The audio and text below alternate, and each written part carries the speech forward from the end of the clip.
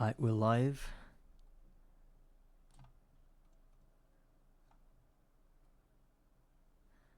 Let me first of all rename the episode. It's gonna be episode 16 today. Greg Tech New Horizons 2.7.4 Garden of Grind edition. Let me get the chat going in case there's anybody coming. Right, I think we're good to go. So we're back, and it's been 3 days or 2 days since I last streamed, so I forgot a few things. Well, I remember I was dealing with villagers here. I was trying to breed more than I can, like over the cap of this village. But it didn't go as planned because I realized fast enough I had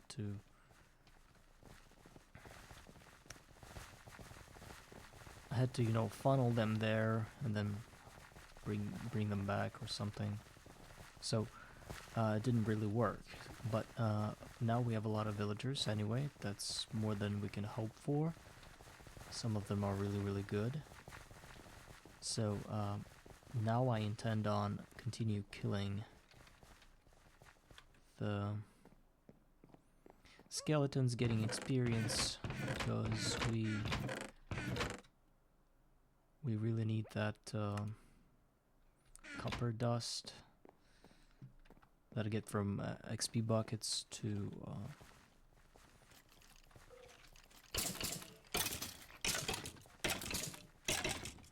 get our first steam machines and hopefully open the Thumbcraft for ourselves.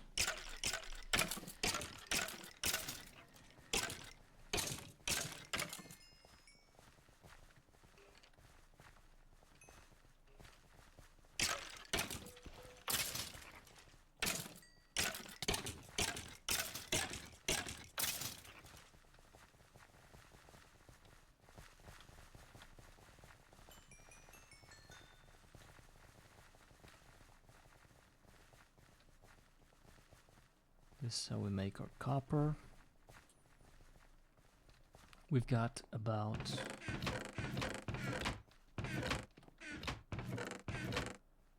9 plus 3, so it's 12 bronze ingots. Not a lot, but also last time we opened clay recipe. I mean the clay trade.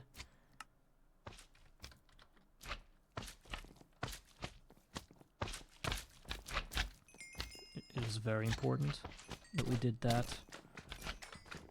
We also realized that, oh my god,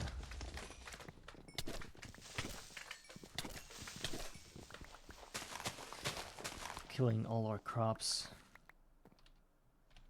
potion of jumping. We also realized that it is extremely important for us to get our first steam machines, because those are gonna allow us to build, I mean the compressor specifically, that's gonna allow us to build, to craft gold blocks. Those are gonna be very handy for building our first set of spikes for experience, for automated experience.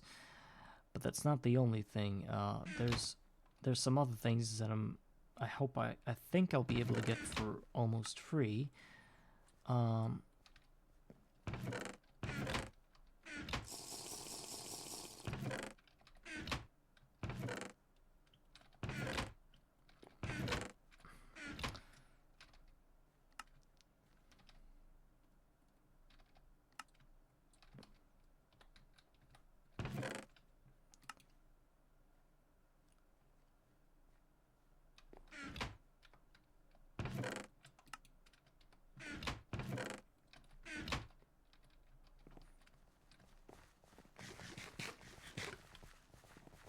So, golden spikes, and then basically we need to blast-proof our tunnel here, this huge pillar. His mobs are gonna be blowing up and exploding, blowing each other up and exploding all the time, and I need to have a way to stop it. And as far as I know, there are blast-proof blocks, which are bricks, colored bricks. Look at them. This is just paintbrush plus bricks. Bricks can be pretty hard to craft, but each brick is just one clay, and I can get clays with like in stacks. You know, I can get a lot of them with almost no problem, because I opened this trade with coins. That it allows me to do so. So I'm thinking of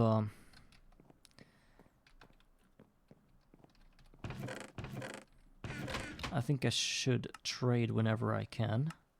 Basically, accumulating lots of clay. It's just coins, explorer coins, so it's pretty cheap. And in case I ran out of those coins, I can just complete a bunch of quests for killing mobs, which I think I can do already. Look, there are a bunch of quests that, for example, kill the silverfish. Wait, yeah.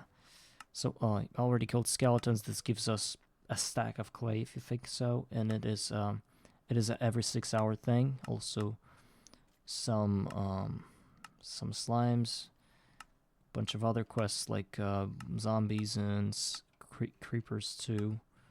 They're also gonna give us that. So there are plenty of things to farm those coins from. With no problem. I might as well just go ahead and turn that into bricks right off the bat.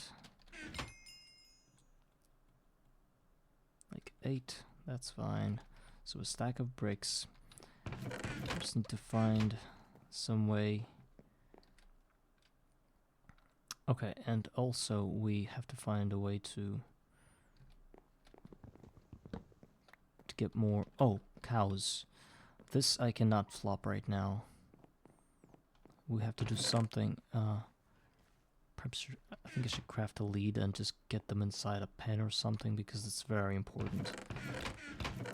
I didn't realize it before and I lost them 2 times. But getting cows will allow us to finish one of those quests. Oh. One of those quests that are extremely important for getting cookies, which will be used to craft to get even more villagers. Okay, we begin with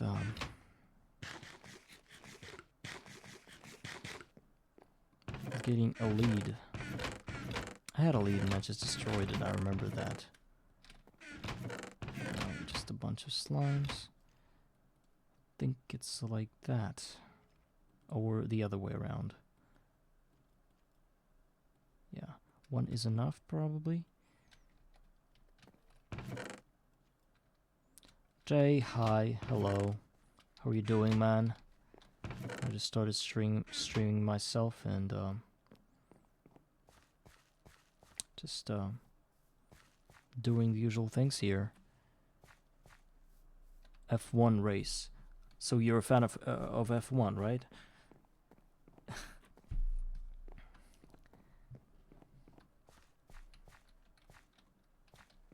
I can't say much about F1. I mean, not particularly a fan of that.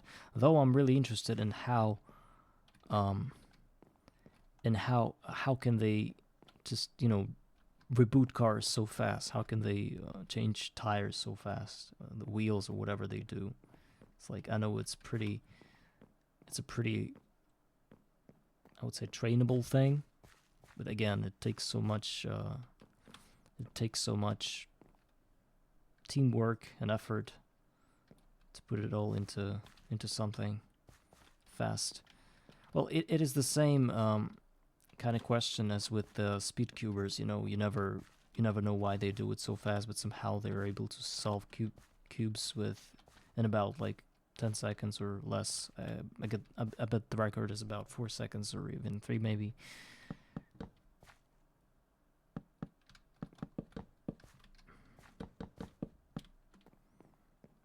So I'm trapping a cow here because I need them.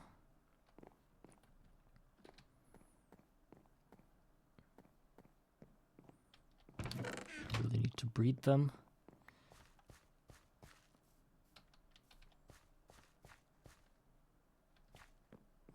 Hydraulic jack system built into the car to lift it up, and the wheels are only held on with one lug nut. Interesting. So is that safe to hold it with just one nut? I mean, my father always teaches me to, still teaches me to these days to tighten my nuts. I mean, lug nuts, very in a very like in a crisscross sort of way, so that the wheel never falls off. And I always wondered when I had a car, I always wondered like, what if I don't tighten one nut just enough? You know, what if it's somehow loose? You know, loose, and what if it starts to go back and forth? You know, when the car is moving, what if that turns into like a fallen off wheel or something? And basically, I had like this anxiety that one day the wheel's just gonna fall off, and I was just doing it in a very cautious way, but knowing that those wheels are held by one, you say lug nut, right? To me, it's madness, because those cars have such immense speeds, you know. There's a locking pin system that stops it from loosening up without putting a special socket on it. Okay, so these guys definitely thought it through. And like sitting here saying like, oh, whoa, it's not correct, it's not right to have wheels with one nut. But then again, what do I know? So okay. Glad to know that. Because now if somebody asks me how come these cars are getting changed so fast, their tires get changed so fast, I can just tell them that it's just one nut.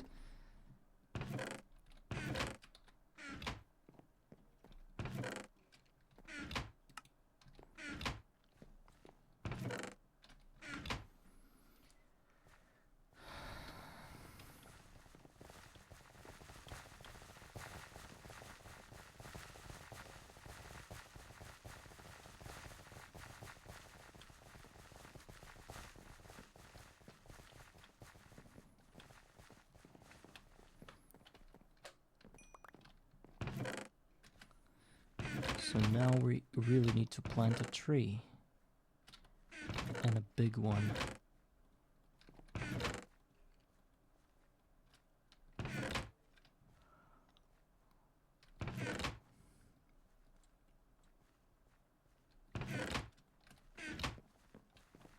Where do we plant it?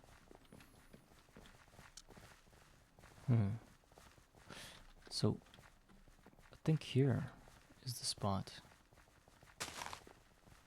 I hope it's not gonna destroy anything. Okay, that's fine. I took the tool station with me, so whenever I run out of axis durability, I can just restore it, because I also got 60 flint, so it's gonna be a pretty easy task to complete. So I gather more trees, then my current project is to, well, the currentest of the currentest projects is to get some wood. But then if we speak about something more global, then of course it's getting my first steam machines, and I already have a straightforward way of doing that by just getting more copper and other materials, I mean other metals from XP buckets. And then crafting up coal boiler, steam boiler, I mean a coal boiler, I think it's called. It's our first energy source. And then getting the compressor.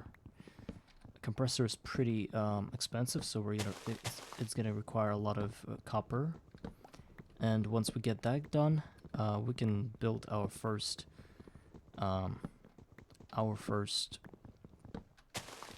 real automated mob farm, because a compressor is gonna open a way to build to craft gold spikes, you know. And I could probably craft a set or even 2 sets of gold spikes and just put them into my automated farm that's at the moment is in idle mode. One thing I didn't think about is the blast proofing the whole pillar. Perhaps they're worth, but in no way I could make a steam multi-block with the rate at which I'm getting resources at the moment. You know, it's so slow.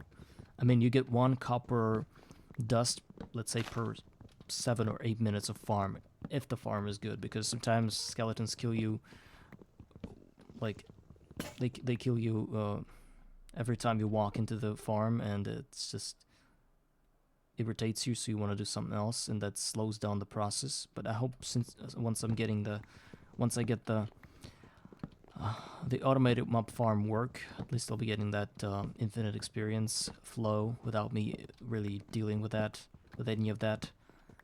So I also need to blast proof my farm, automated farm, and I know how to do it. It's by coloring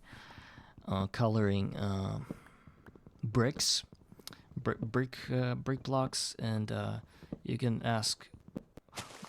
say that those blocks are really expensive, and I agree, they are.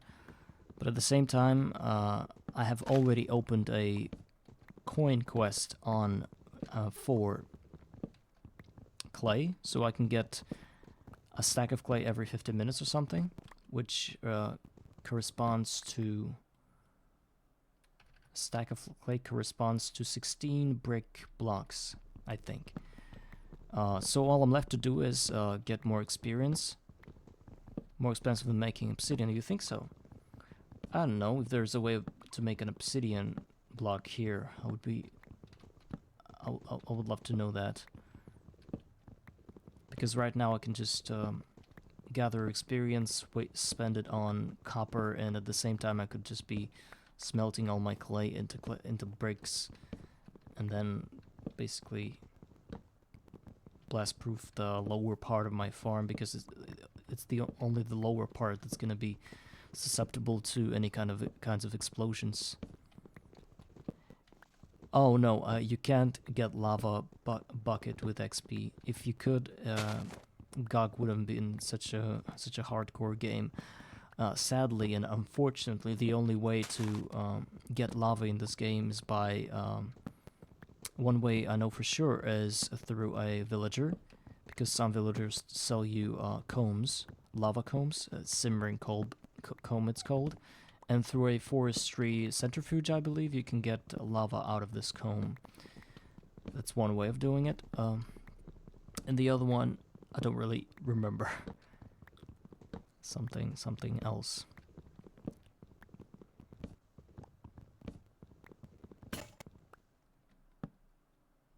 But that's this way that I told you about is a lot easier than the one that I don't remember. That's hence the reason I don't remember it. Not really, I wouldn't say so. There's like an 80% chance that you get phosphor from this comb, and this phosphor is this phosphor is turned into lava at a rate of 1 phosphor per like 1 phosphor equals 8, like, I don't know, how do you say it, like 0.8 of a bucket, you know. I was gonna say 800 liters, but those aren't liters, you know, those like I don't even know what is L in this game, you know, like 8,000 L is 8 buckets, right? So 1,000 L is a bucket, but what is an L? I don't get what that what it stands for, you know, this L letter. I'm really not really familiar with the Western, especially the American system of like pounds, which they call lbs, right? Which is libras, right? Something like that. I'm not familiar. Maybe L also means something.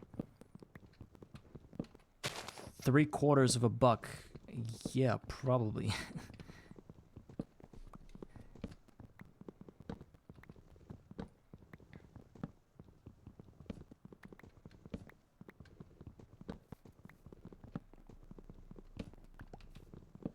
I could also say 3/4, I think.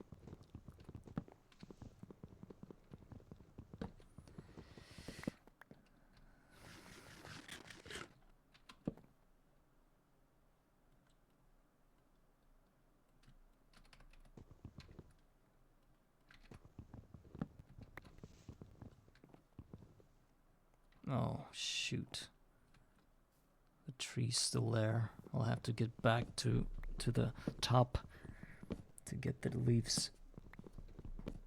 But that's not a problem for now.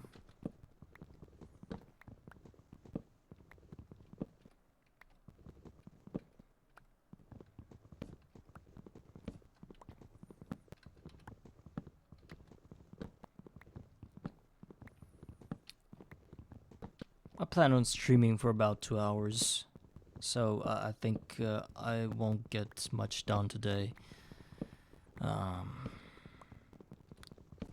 Considering the fact that the tasks are really mundane and repetitive.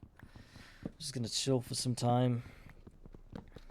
So you're watching NASCAR, was watching NASCAR, and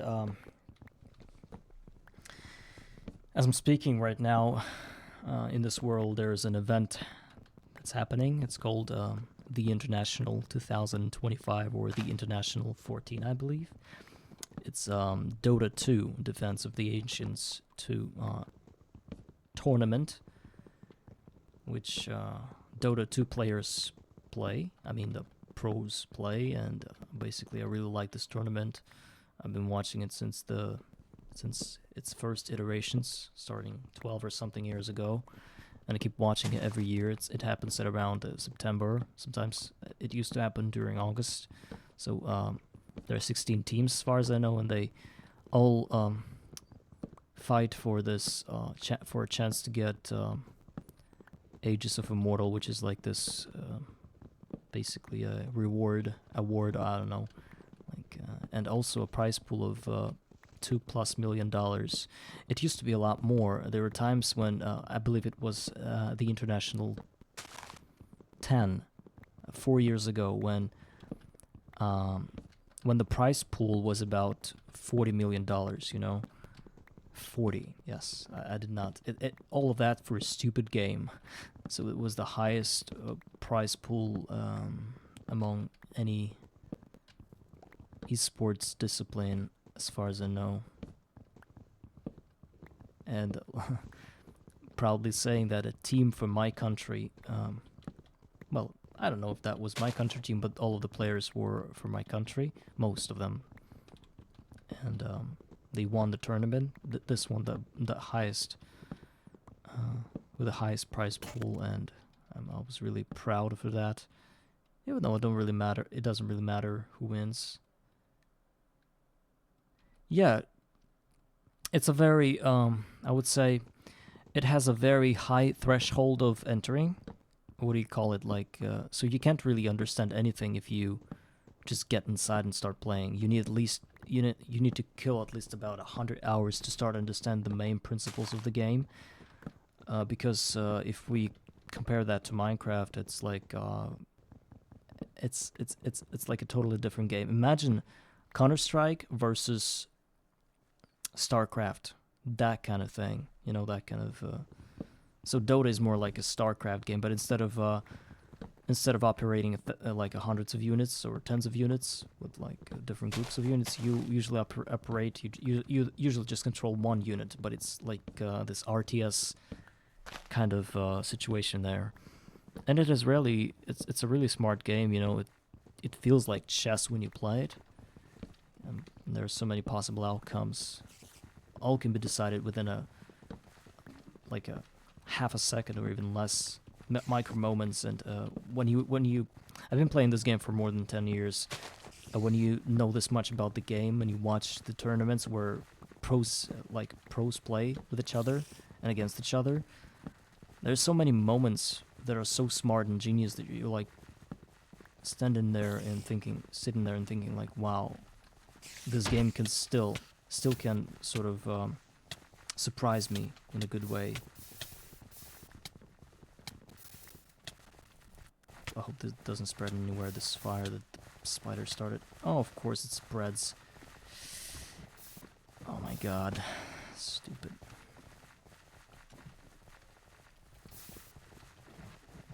My pillar is burning. Please stop. Okay, I think I stopped it. No, I didn't. The pillar is burning. The whole pillar is burning. Screw this Spider-Man. Not the Spider-Man, but the Spider-Man. He was waiting for me at the bottom of this whole thing.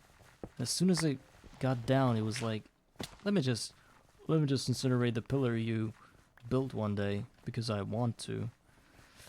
Stupid. And now the pillar is burning and the ladders with it are burning, and why?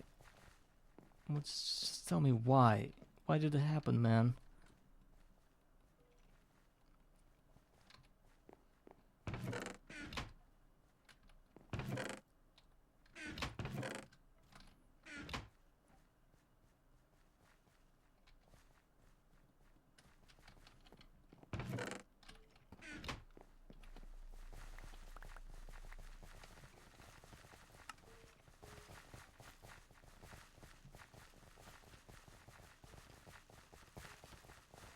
It's my boy Gravel. Since when did I became a Gravel? Thought it was Basil. If you wanted to rhyme it with something like Basil,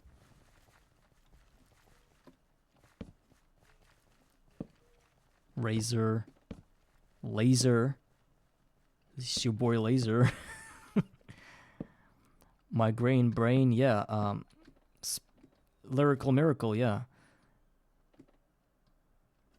I wouldn't have to cut more trees. I got some spare ladders. I don't know where I got them from.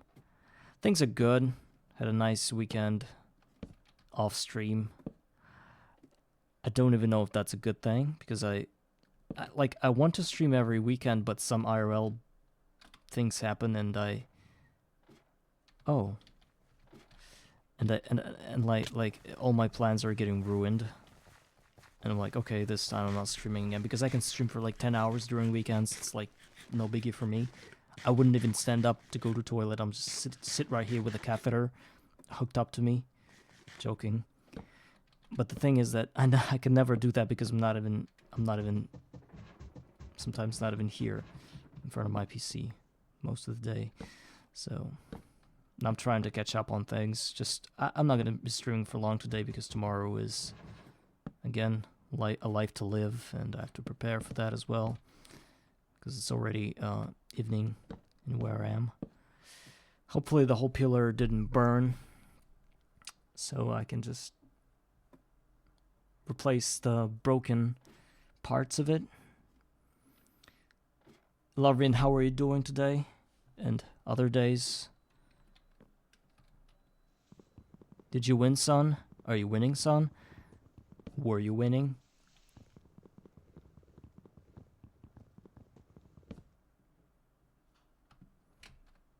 Playing with some early Thaumcraft.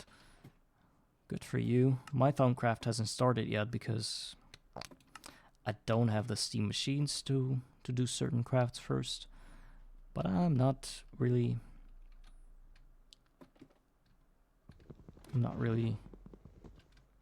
sad about it.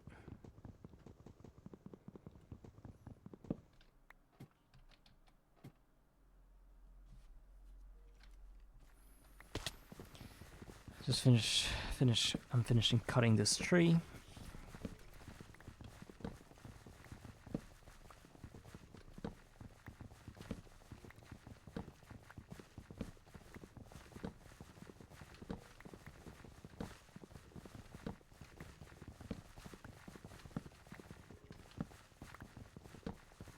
Larvae, is your nickname anyhow connected to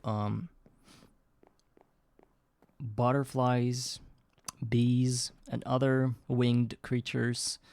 Since like larvae is basically a word.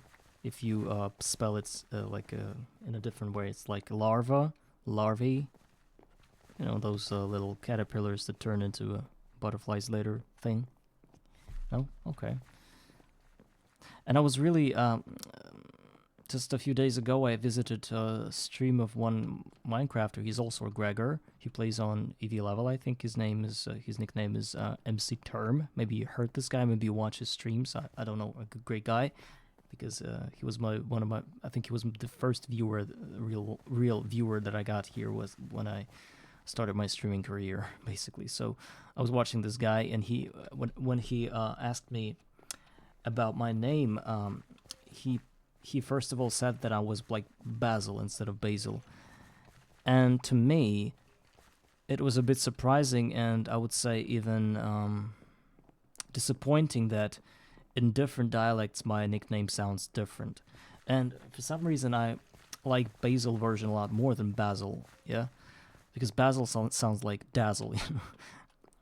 And the thing is that now I don't know if I want to keep this nickname, because some people can just think that I'm some kind of Basil instead of Basil. I tried to add like an amazing word to my nickname, like Basil the Amazing, because it rhymes, so people have a clue that I tried to make it sound like Basil. But there might be people that would be like, "Oh, did you watch Basil yesterday?" I was like, and I'm like, nah, not Basil. Jay Rickson says that he rebuilt his ethylene line in supersymmetry alpha olefin. Well, whenever I played Greg and I was like dabbling in chemistry, and I had these names floating around like polybenzimidazole 1.2 dash something, different kind of chemicals. So I was like, that's crazy. I'm just a Minecrafter. I want to play a game. I want to like beat it, but please don't trash me with your chemistry. And here, what you're writing now, Jay, it's a lot more scarier than when what I saw in this game. So perhaps this supersymmetry is even more complicated than Greg Tech in you know, in regards to the chemistry here.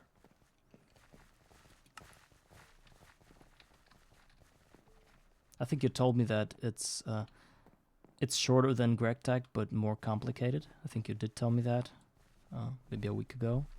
I'm starting to remember that. So I think you were right, because based on the names that are there, it's one hell of a ride.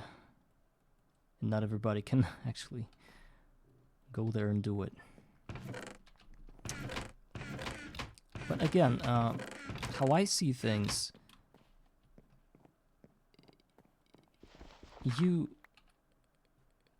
should complicate the game as a developer. But at the same time, you should not overcomplicate that for the sake of complicating it. Like, if you ever played Factorio, you know that there's a mod pack called Pyanodons, I think. It's like, you take Greg Tech and you breed it with supersymmetry and add just a simple Factorio on top of it. And this is what you get. Lots of different lines that are overly perplexed, basically like a convolution of things, and you can't even understand what is going on where, and it's like at one point it just begins to drain you so fast. This I would say an ability to finish things, because it's so hard. So Greg Tech is like, it's also very complex, but there are also things to look forward to. Like there's a quest book that says that in the next year you're going to be making 100 iron per second, while this year you're making like 10 iron per second, and you know that you're gonna have to like do this push through to it, and then you'll be fine. Like you'll unlock the very gratifying experience of making things better. But some games just work in a mysterious ways. They don't grant you that gratification thing, but instead they just overcomplicate everything up until the point you can't take it anymore. So it's like, you know, if game developing of such games, of games with chemical lines stuff, if this was like in a course, and hear me out, there should be like a safe word somewhere, because certain games, and I believe Supersymmetry is one of those mod packs where you've been spanked so hard that you forgot to say the safe word, and now you're just getting murdered by all the wrong and bad things that happen in this game, like these super crazy recipes and stuff. So that's the kind of analogy I get for that.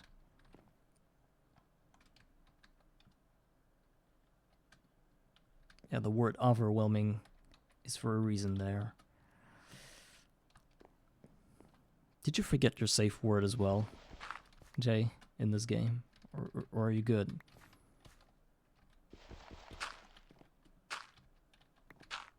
Because I'm playing GOG, and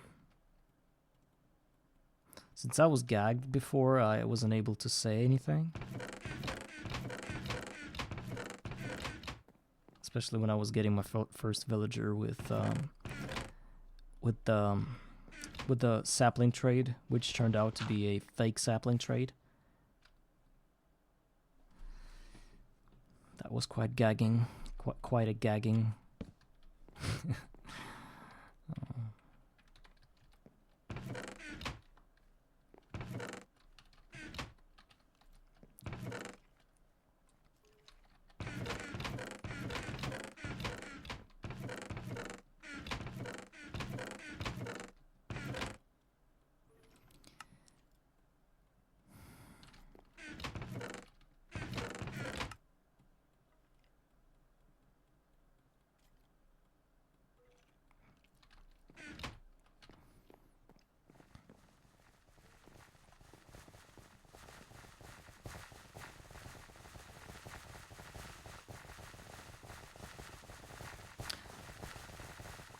Wave means like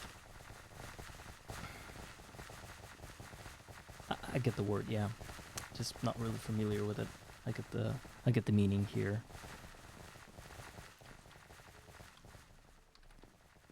Like you're saying no to all your legal rights. Basically rejecting them, maybe.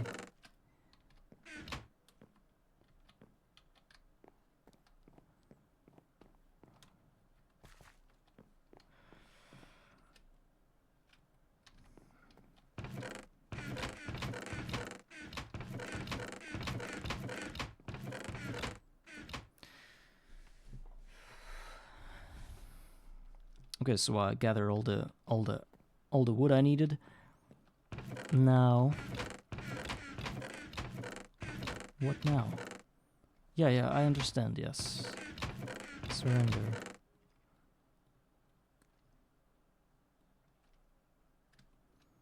Now I can. Ah, yeah. I wanted to use wood as a fuel.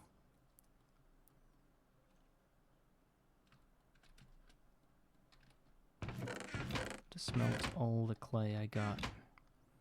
Almost all of it into bricks. I'm gonna need bricks anyway, even if I don't use them in this pillar. I'm still going to need them soon. Okay, so the inventory is getting trashed again. I need to do something about it. Let's just put the ladder Oh my god, almost threw my sword.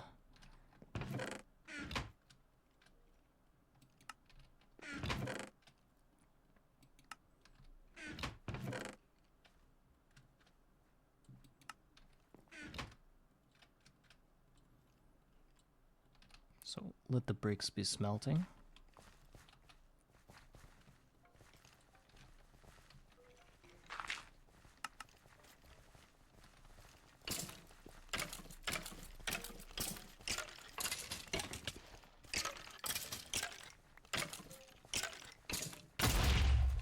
Keep on killing skellies, getting more experience.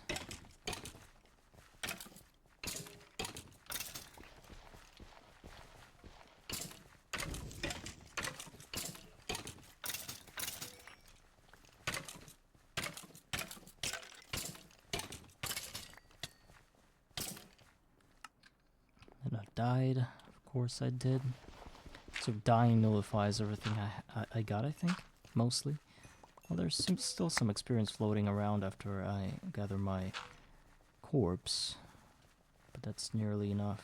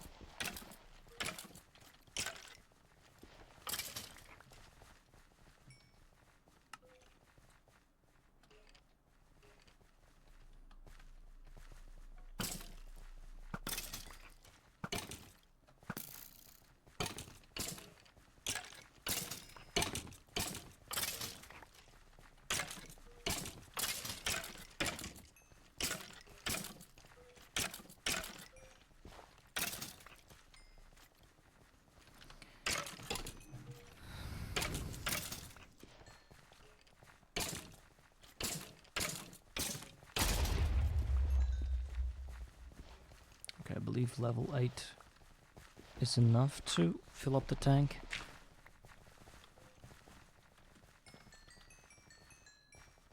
Almost.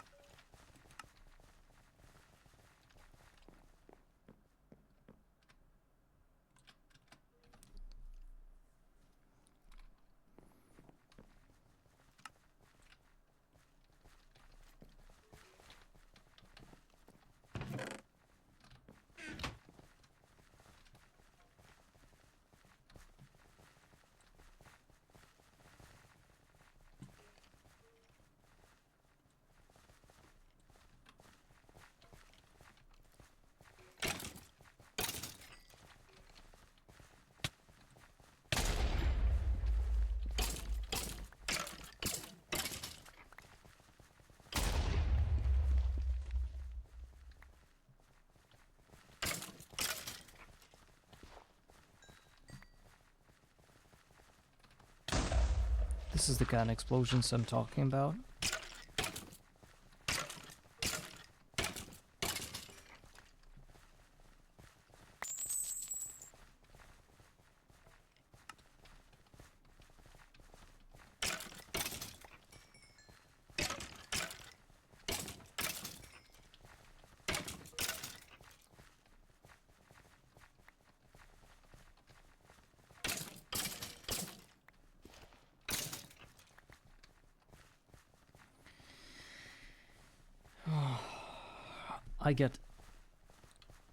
I get frustrated by just reading that nickel to, or is it the nickel second?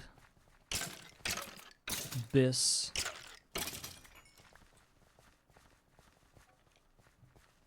Acetylacetonate dust. Acetonate my ass. Wow. 1. Okay, I can't say 1.5 because it's not a point. 1,5, or what is 1,5? Octadian? Aren't you a chemist, by the way, Jay? Because if you are, I'm just embarrassing myself right now trying to pronounce all these things. I hope you aren't the real chemist here.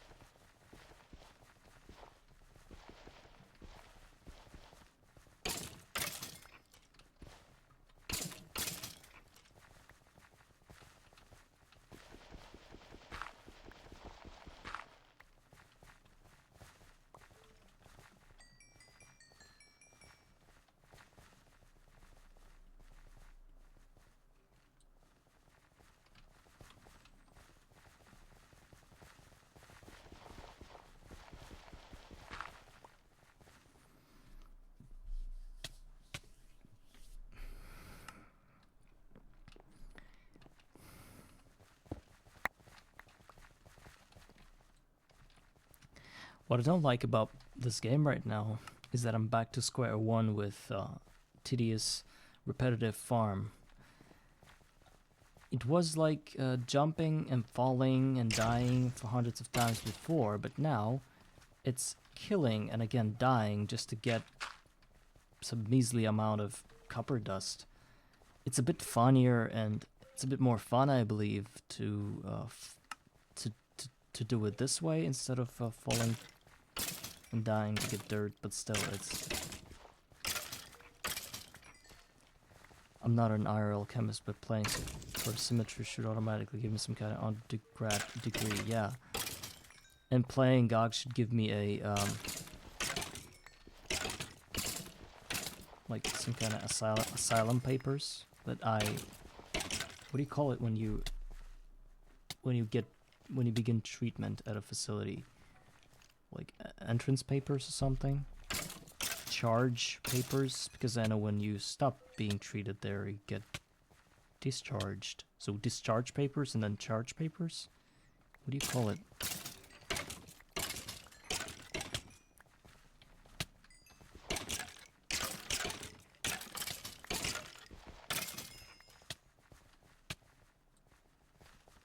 Okay, let me get back to my tank before I kick the bucket.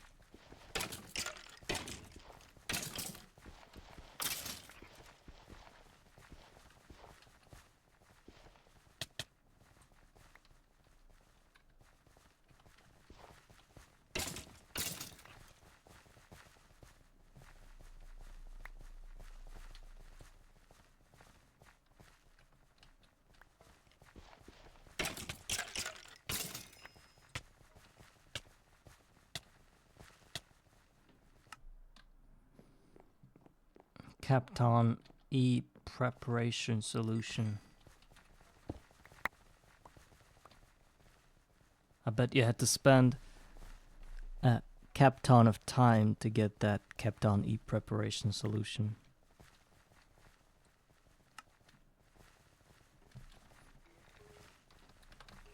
But it was gonna land better. Okay.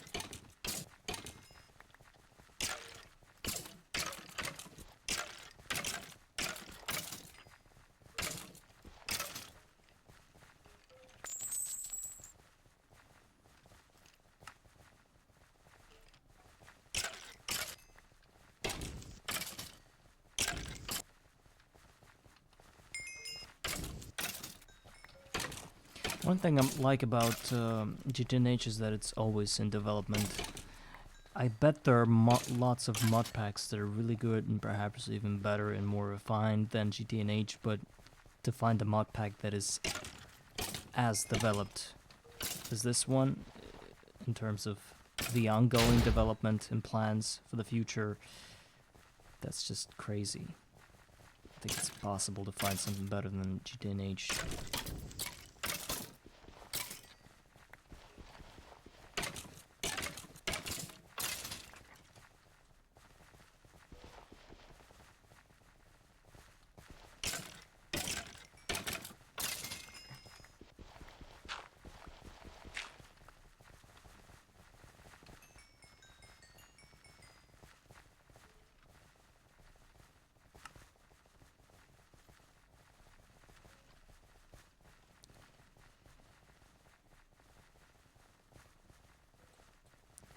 I already got 6 copper.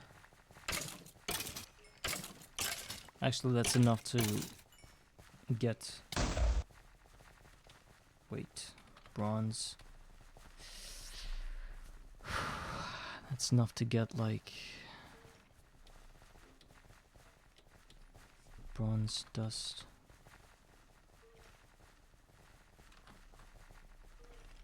That's enough to get 6 bronze.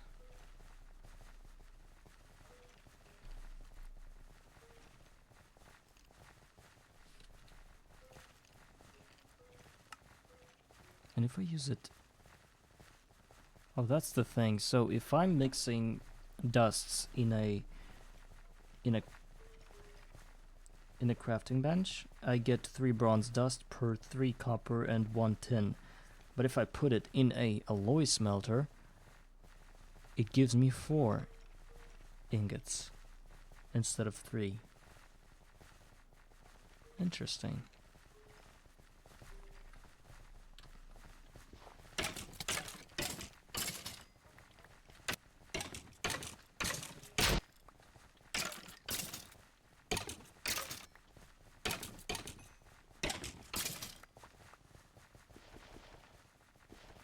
But I'm still going to rush compressor first, not the alloy smelter, because I need spikes badly.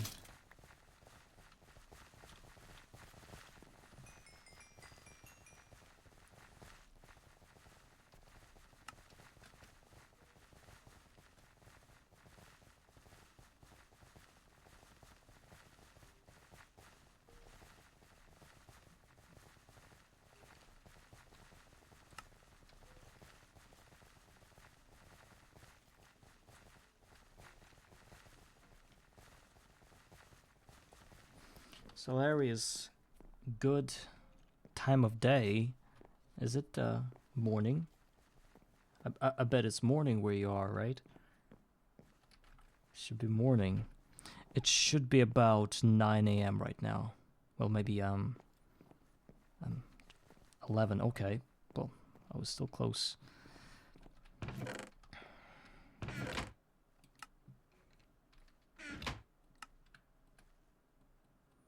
So how are you doing, man? Are you just woke up, or did we wake up at 4:30 like Kanye West? Actually, it's been a long time since he woke up like that.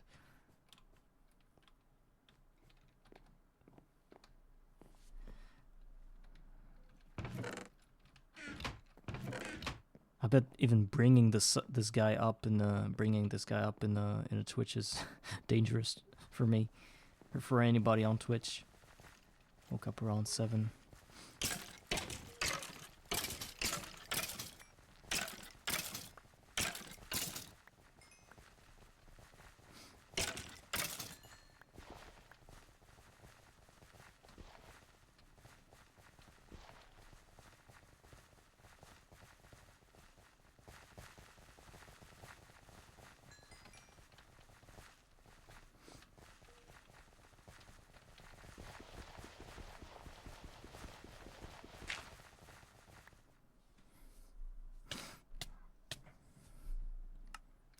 Well, Salarius, actually, you are a Gregor.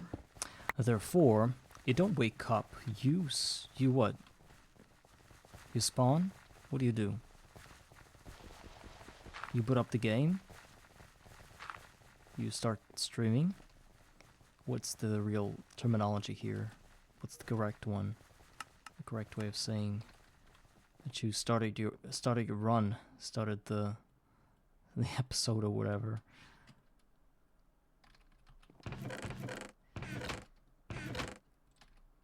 Get Gregnant. That's the first time I'm hearing it. That's genius. Gregnant. Okay, let's spin the joke a bit. What else can we say? Gregnant.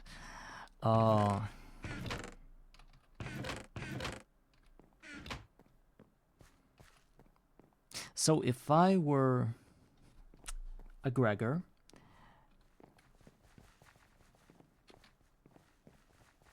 and I were Gregnant during my GOG run in the beginning, then it means that I could probably get water, not from a drowned creeper or anything else. I could just get water being Gregnant, right?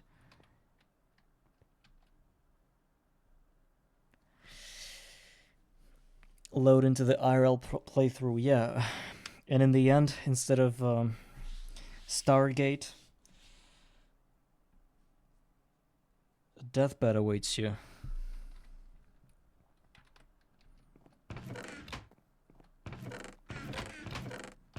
Like, you dream of Stargate, but in IRL, if you're lucky enough, your grandchildren or your grandchildren, great-grandchildren are gonna just simply put you in a wheelchair and drive you off into the nursing home, and those will be the gates, the only gates you get, the gates of the nursing home. And at that moment, you'll look back and realize that there will be no Stargate.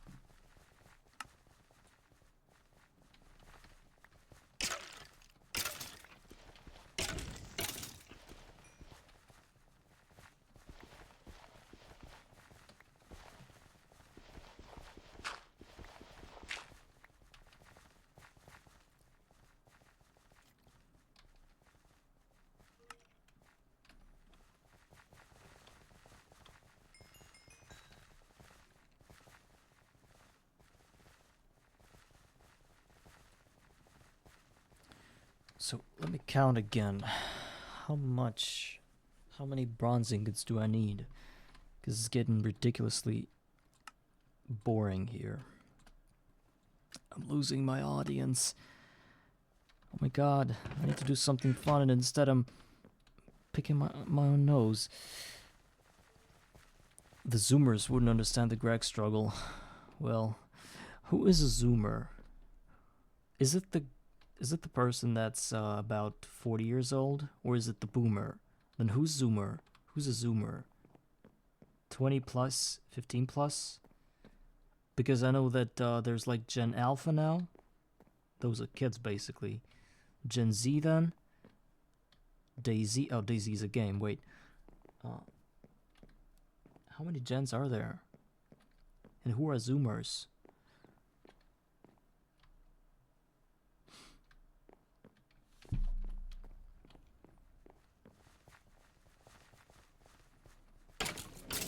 Sometimes I hate our society for conjuring up all these names.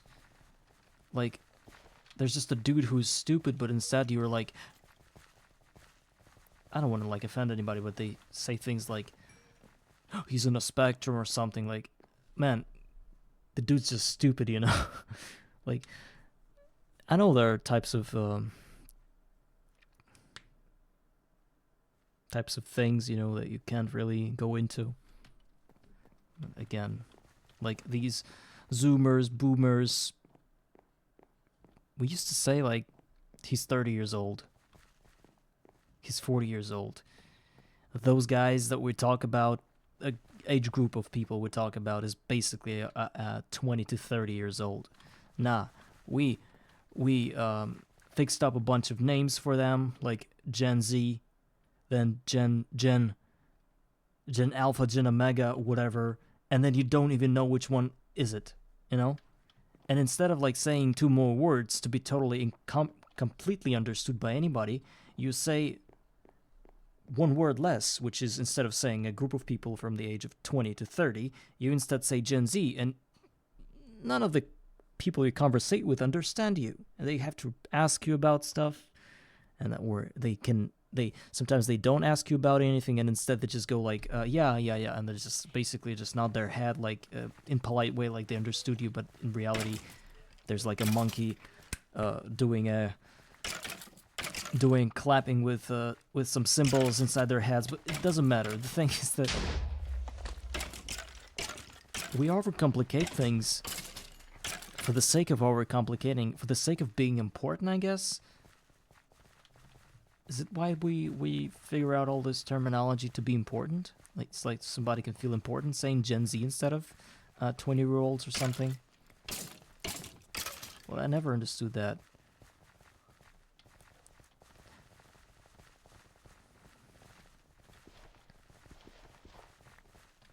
Sometimes I like to dip my toes into controversy, you know, and I think I'm glad that I got only like 5 or 6 or whatever viewers on Twitch. If I had more, there'd probably be a person that would just, you know, click a button on my stream that says that I'm a bad person, intolerant or whatever. I got a lot of bad feelings about that whole tolerance of everything. So my I have a pretty kind, I would say, outlook on the world, if you can put it this way. Like I try to treat people with kindness and to respect the ideas that most people think, but there are a bunch of things that I can't and will never be able to understand, like figuring out the names for age groups. That's for me as stupid as it gets. Yeah, Jay, that's another point that I wasn't smart enough to bring up, but you did, and that's exactly what I was gonna talk about if I was a bit smarter. Yes, there's like an overlapping. It's like circles, and it's like you are in 3 circles at any time, at any point of time, and whenever somebody says like you're Gen Z, you're also Alpha, you're at the end of Alpha or the beginning of Z. So, and another thing, there's always this Gen Z bullshit, but if you go to the UK, yes, those people are supposed to say Gen Z, but I think I also heard them saying Gen Z instead, but their letter is Z instead of Z. So, how come? What is it? Is it like a strict American term that where the letter Z becomes like a word Z, or maybe I'm mistaken and actually the people from the UK say Gen Z, because I never heard that. I think I heard plenty of English people, like people from England or whatever, that said Gen Z. So many questions, man. Most of them don't make sense because they are in my little world, in a bubble. I mean, I've never traveled outside my country, so I'm mostly reserved to my own way of thinking. And for me, it's an outstanding and overreaching experience to talk to you guys, because before that I was just like sitting on YouTube every day, listening to people talk, and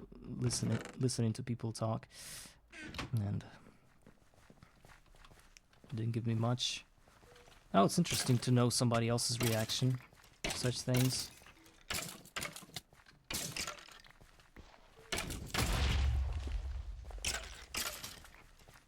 I mean, all these talks happen because I have to kill skeletons. I just hate that. I hate the idea of doing that. I'm basically, I want to vomit every time I get into this little shithole of mine where basically I kill these guys, and I can't find anything else to do but to distract my brain and my body from vomiting by just speaking nonsense, which is also like proverbial vomiting, because there's basically any sense in things that I'm saying. There's barely any sense. That's what I was gonna say. So I wish I could do something more important in this game rather than just killing skellies. Oh well, I'm also. This what's the farthest drive you've been on? Drive.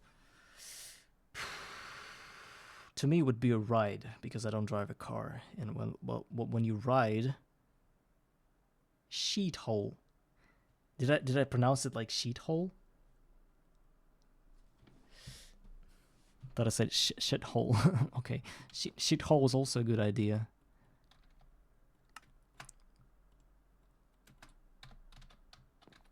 Sheet hole is what you call a loose leaf, notepads, right? Sheet hole. So the farthest ride I've been on, I think, was about 12 hours, or maybe it was 15 hours straight, one way, and then 15 hours the other way. I was in a car. I was in a back seat, looking at arrays of trees, basically disappearing one by another. I don't know. It was the same in the same country. My country's very vast, I would say. So traveling somewhere for 15 hours is basically scratching the surface in terms of traversing land.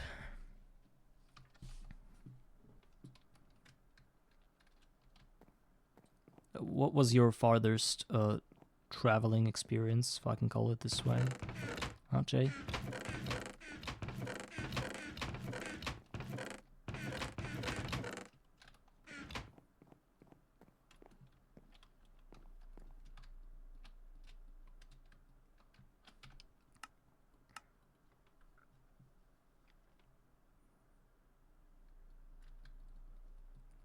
I thought the cows were blocked because of some bug, but actually it's not.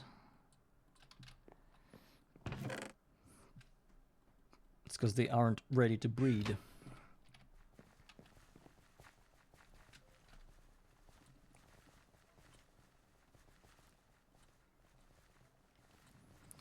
So +9 bronze. I wanted to count the amount of bronze ingots I need, but I forgot to do it. So I already got like 21 right now. Not done yet, but I can have them in like a few minutes.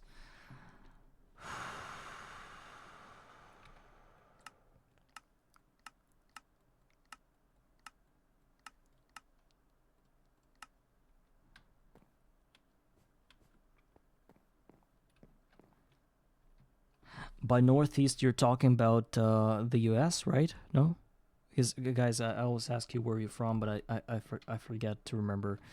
For some reason, I'll only remember Solarius and that he's in the U.S. and other people. Well,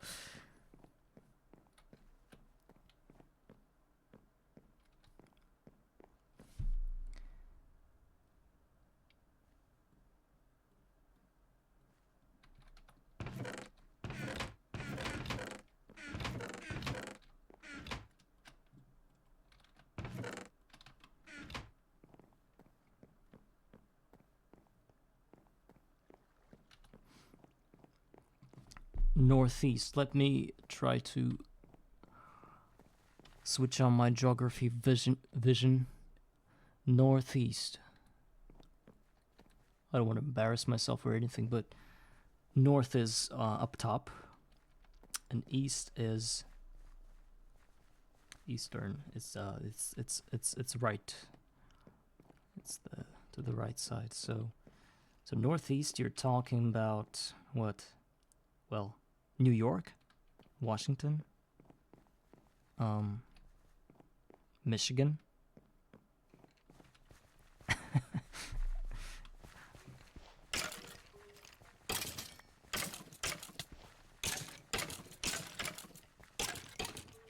If I'm that oblivious about understanding the geography of the US, you can just unfollow me, okay, Jay?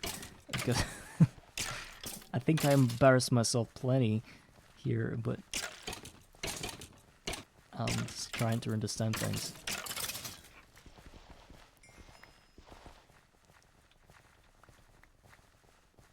And of course, it may seem like I'm trying to pinpoint your location, but no, in no way that's what I'm doing.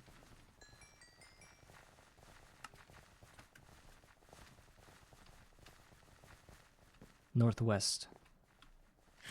Oh. Oh, right. Perhaps I was talking about Washington, D.C. Because I know those are the quite the opposite things. If we were just talking about Washington, it's in the corner, right top corner of the U.S. map, as far as I know, as a state or something. And the District of Columbia is a different thing. That's where the president resides. Mr. President.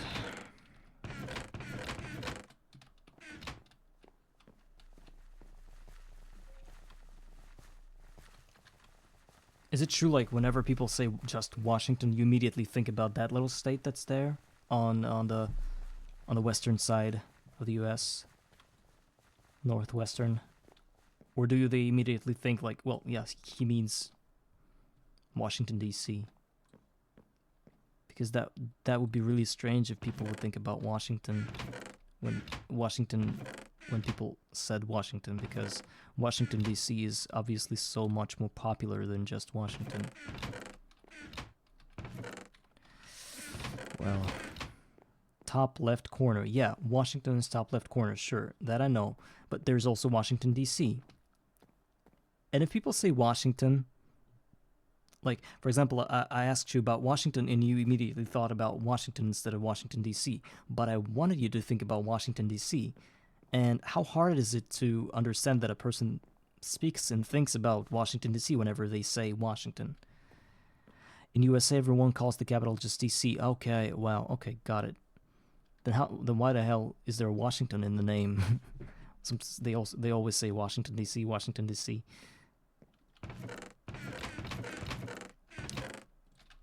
Yeah, and again, sorry for you. It's all obvious, but I'm not from your country, so to me, it's. I bet in my country there are plenty of things that are like written of logic as well. So, but I know that if people say some things in some way, then there needs no you don't have to explain anything. Like, if it's just how you say it. Just saying that we gotten used to it since long time ago would suffice, you know. But for a person that is like an aspirant of the English language and basically some of the cultures that this language lives in, to me it's interesting to understand the logic behind all this. Even though I'm not particularly a good student, I don't like reading books. Even Wikipedia is like a no-go territory for me. I'm basically just, you know. Okay, DC is between two states. One is. I think I read about all this somewhere. There's something about Pennsylvania, right? Can that be true? In any capacity?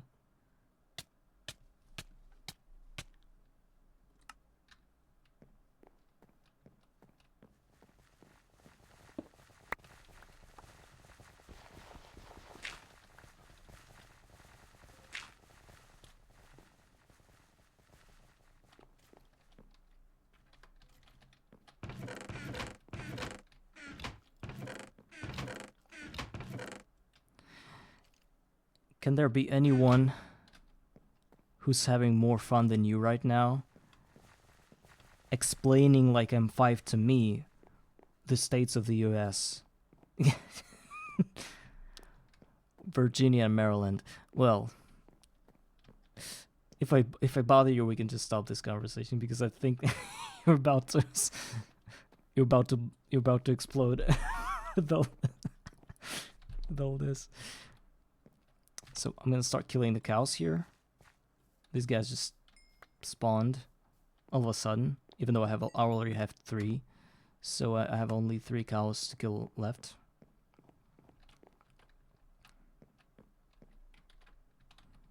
I also have a meme question about your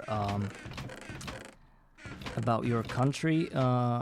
Whenever I'm on Reddit and like there are some posts about well, a very particular thing, people just go and the first comments are being upvoted every time this meme appears, and the thing is that they always say like "Sweet Home Alabama."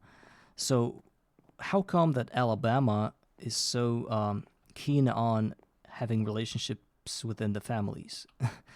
Is it like some kind of just a joke, or is it like a real fact that people there for some reason resort to close-knit relationships between very genetically close people?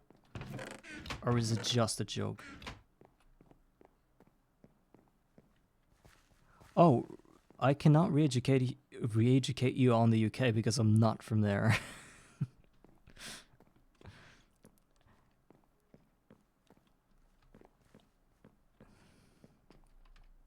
Larva's gonna re-educate you on that, and me too.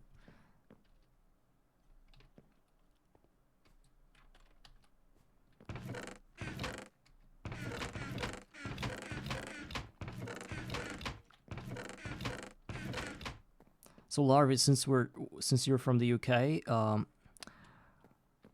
where does Leeds lead you to? They always say Leeds, but where does it lead you?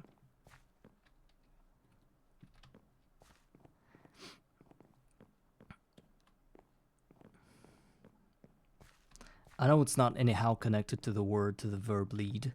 It's just the name of the city, right?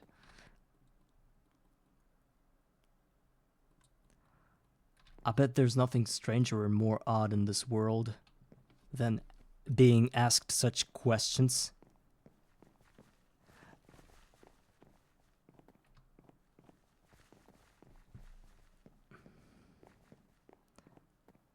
Jay, if you go on Reddit and search posts about on incest, I can bet my entire set of teeth that in 10 posts, at least 5 of them are gonna have the first comments to be "Sweet Home Alabama" for some goddamn reason. I might be streaming the rest of my run toothless, but I really want to get down to this. Well, maybe it's not because of the song itself. Maybe I might go ahead and speculate a bit that this song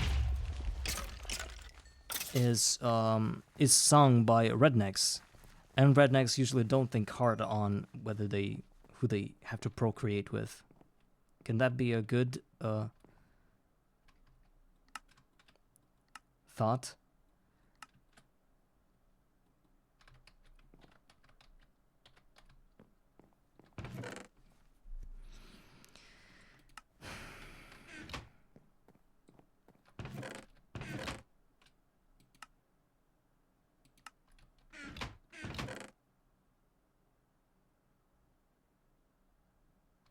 Okay, I think maybe I shouldn't have started this whole thing about Reddit, because apparently there are lots of people that you know are bitter about something, you know, and they say bad things, and I'm trying to learn more about this whole thing, but perhaps all those things are nothing more than just a slur, whatever.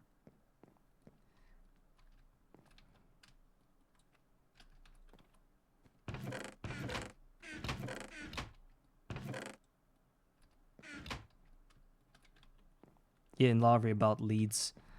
I don't know. It's. I mean, to me, it's interesting because I've been studying this language sort of, and the verb lead is a lead. You know, like you lead somebody somewhere, and then I study the geography of a country, and I see the city called Leeds. Is it the city, or I might be mistaken?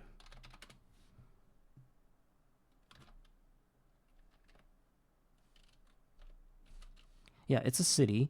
So naturally, since I'm trying to analytically understand,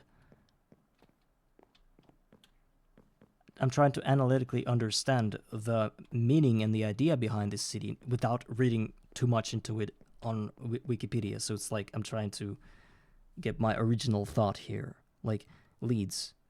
It would be the same if somebody would call a city Goes, you know?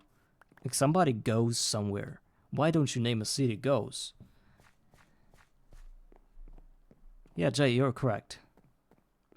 Yeah, sure. In my country, we also have lots of names that are outright mysteriously stupid, you know?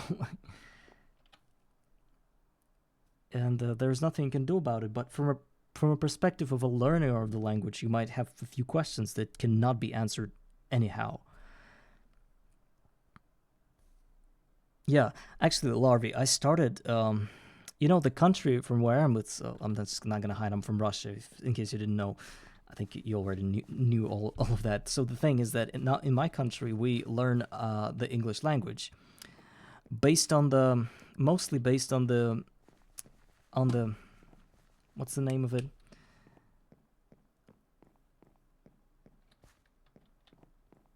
Oh, actually, Leeds is spelled differently. That's what I've forgotten. I forgot that and asked you a totally stupid question because I thought that Leeds was spelled like with A as well. So just forget about it. It's stupid. But since like sonically it still sounds like Leeds. So anyway, in my country we study the English language generally probably through the British. I forgot the word, like the British type of English, you know. So our books are mostly about the English, the British type of pronunciation. I think the thing is called like PE, no? It's like RP, received pronunciation. So I think mostly people study Queen's English, yes. And there we have lots of different ideas and lots of different ways to speak. And what I was mostly stunned about is the fact that some of those teachers tried to teach us how to say the past form of the verb eat. Not like ate, like I ate yesterday, but at. And I tried to argue the point that you have to be eat as ate, yes, but so they tried. There was a book that said that you had to pronounce it like at, like I ate a burger 3 hours ago. Yeah, and the thing is that the book was legit. Yeah, and I had to argue my point through the thick of it, you know, like that book be wrong, yeah, completely. And maybe it was like 100 years ago in your country when people said like at instead of ate in some, I don't know, God forbidden places, forgotten places, I don't know, somewhere far away from where you are. Maybe you just don't know and haven't been to those places to hear people speak this way. But again, there's so many things that I try to argue and the teachers would be just like, nah man, you're just a kid, stop arguing with us, you don't know shit about the language, you've never been there. Like, I don't have to be there to know things. Unless it's an accent thing, yeah. And some kind of like somewhere in somebody's accent, like an at popped out once or twice, and somebody from my country visited this place and saw a shepherd speak this way, and he put that into the whole book. and they made a rule out of it which you have to follow, otherwise you'll be just not understood. That's what they think. Yeah. I wish I just could go back and shove a screenshot up their face, like of you saying that, like a legit UK speaker here saying that this ad bullshit is bullshit. I wish I just could create like a Stargate Back to the Past, like to shove that up their asses, that screenshot. I would print that screenshot. I would print it and laminate it so that it would be harder to shove into their asses, but it would, you get the idea. Because I was so frustrated that nobody believed me. I was like a mad scientist that nobody believed, and then all of a sudden, I'm right. But those guys are already far and long gone, and I can't say anything to them, and they still think they're smart up to this day. That's the butt hurt I'm feeling.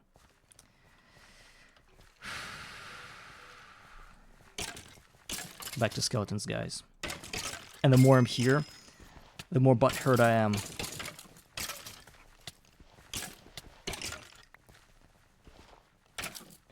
And sometimes you have to sort of collect some anger in some form and use it to like for the better good. Instead, I'm just spewing venom left and right.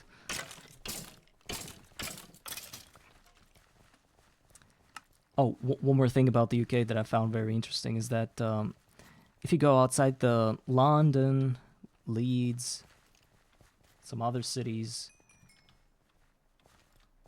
you would break the space continuum for sure if you go outside London. But the thing is that if you go outside these cities and just venture out into some regions, whatever you call these guys, those things, guys, villages, perhaps some interesting places, other places like little towns and stuff, you get so many interesting names that you can't really pronounce if you don't know how to pronounce them, because they aren't susceptible to any rules whatsoever. And there are so many names like that. Laurie, can you one-up me on this one? Well, say that I'm correct about this, that there are names that are hard to pronounce unless you know how to pronounce them. But again, Laurie, for you it might be like a cakewalk because you've lived there your whole time, your whole life, and for you it must be nothing.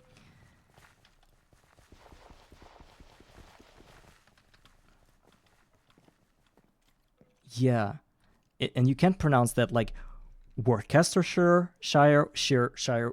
I can't do.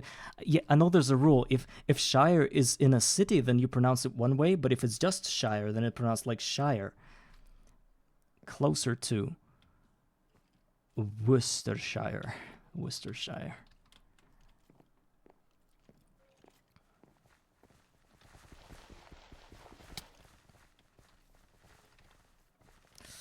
Wow.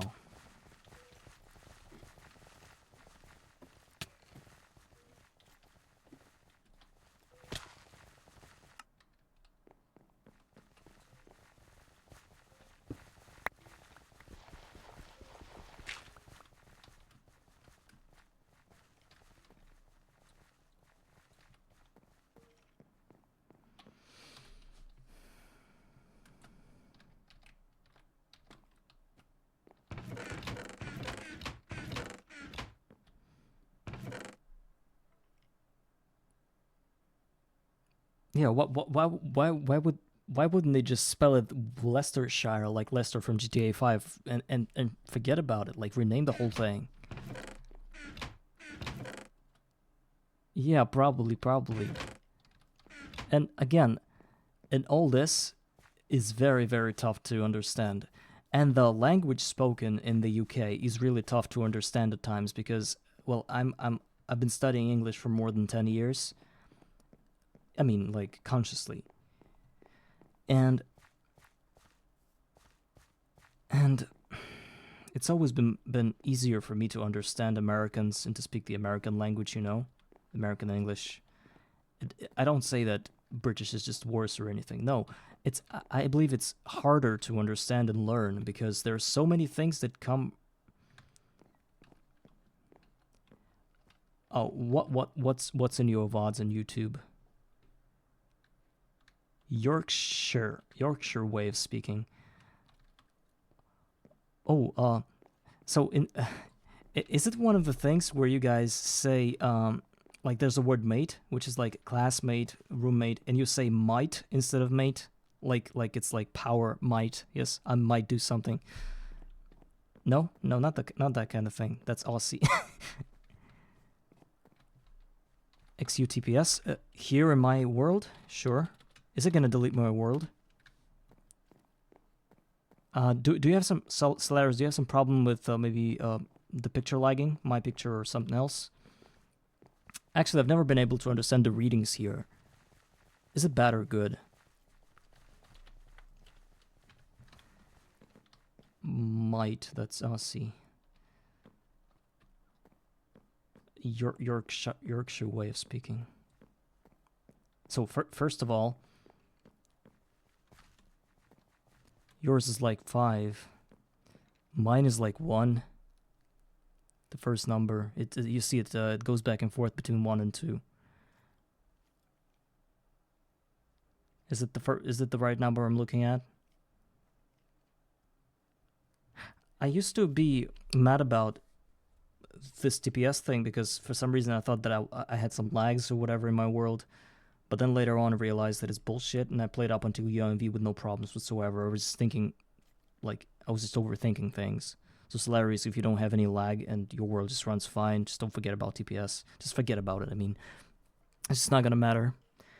Unless you have like 50,000 machines running at the same time and you can't basically... well, I believe that an easy way to check your TPS is by throwing your item on the ground. And if you pick it up instantly, like the way it's supposed to be, then your TPS is fine. Is that the TPS I'm talking about, or is it some other thing? Because ticks per second, right? So if you don't have good ticks per second, then you won't pick up your item instantly. My brother keeps getting disconnected from the server. I'm playing with him, and I'm trying to figure out why. Okay, well, Godspeed to you guys.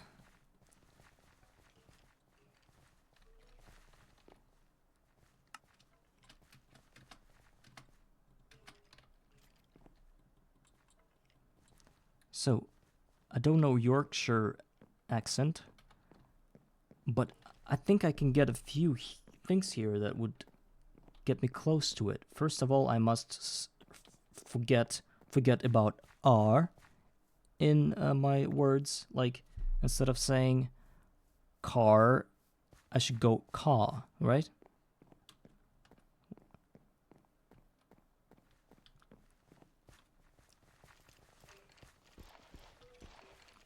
Oh, that would be a dream come true if I could speak some way of the UK language, English, because for me it's so difficult to I can't even begin to comprehend how to go about speaking this way, but it would be so royal to even start speaking this way.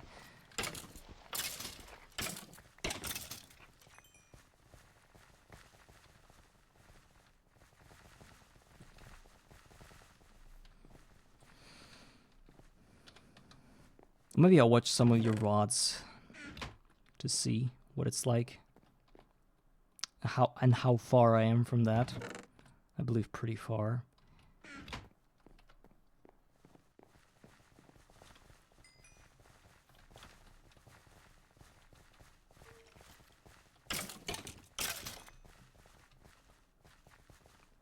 Actually, since I started streaming, I realized how hard it is to stream.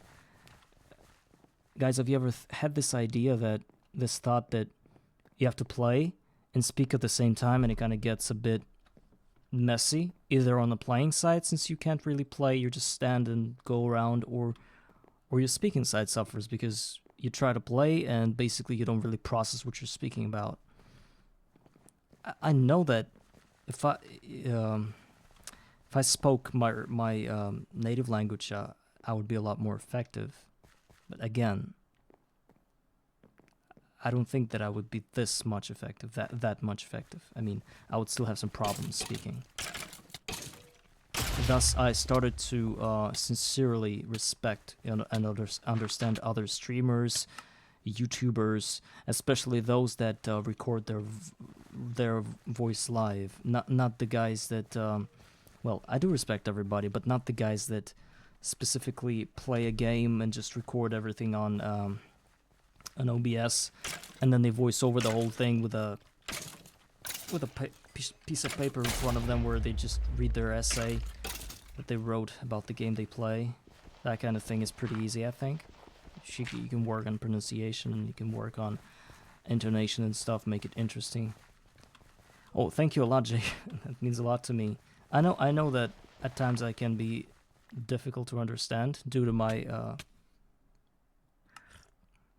specific way of not knowing how the language works, but still, I believe that it's a good start for anybody, really, to just get on Twitch and start streaming and say nonsense. Like, it can teach you so many different things. And I even started to understand my own language better at some point, because I simply started speaking, like saying lots of things.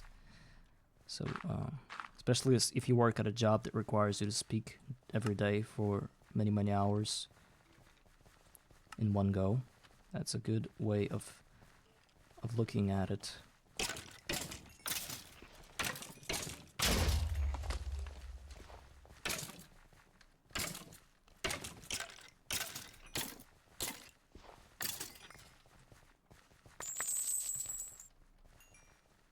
Also, the amount of talking I do, it's like, I believe there's like a lurker somewhere, somebody I don't know, but who's from time to time is here to watch me play this game. And these guys would only get here to see what I'm doing, and they would hope that I actually play the game like a hardcore GOG player, that I'm like super smart about it, and they, time after time, they come here and they see me talking and barely doing anything, or doing something stupid, and then go like, nah, I'm not gonna visit this guy's stream anytime soon or ever again, because he's so stupid, like wasting time and being not efficient. And then they go back after some time to see me progress, and then they go like, well, let me just see what he's doing. And again, I'm like sitting here and talking about a Yorkshire accent instead of something in game. I think at one point I could rename my stream and just put the category that says, what does it say, like talking stream, talk show, basically with the girls and their boobs out, when they speak, and some nonsense there, and the Sims just watch them and pay lots of money, so that their nickname can be mentioned once by an ample-breasted woman once.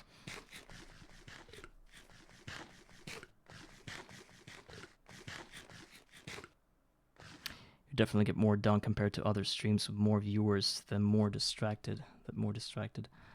Yeah. I watched the Russian streamer Zara, and he would legit spend half an hour at least daily watching horses and running around chickens, trying to burn them, do something like renaming horses, because each and every one of his horses, he also plays GTNH, each and every one of his horses were like bought horses, and the nicknames, these horses had different name tag nicknames, and some nicknames would be RGB colored, which basically meant that those people bought some kind of like a high tier subscription or something on Twitch, and he would spend like an hour out of 3 hours just basically meandering about and talking, trying to organize these horses and putting them on different machines, because they're like, he would call them like supervisors. For example, this horse with an RGB name is like just paid a lot of money for a subscription or something, or a donation.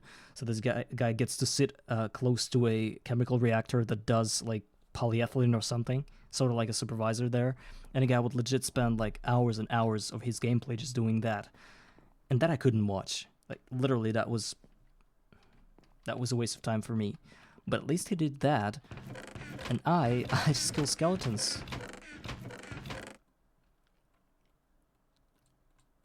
I wish I could just name tag a chicken to run around with. But he used some kind of plugins, some kind of like GitHubbery whatever you call this thing when you are like a software engineer. You basically code and you can change the in-game things. He created a bot, like a robot from open computers that would pour lava over all the chickens that were his subscribers in a pan. At the end of the stream, he would pour lava over them, which signified the end of the stream. Once every chicken burned, he just ended his stream. The guy's not streaming now, but he did a couple months ago. Maybe he'll be back. His streams are pretty interesting, but they're in Russian, so he speaks only Russian. Maybe some of you guys watched him. Sometimes he's just like an older dude, about 20s, I think. But he's playing at about UAV level, I think, at this point.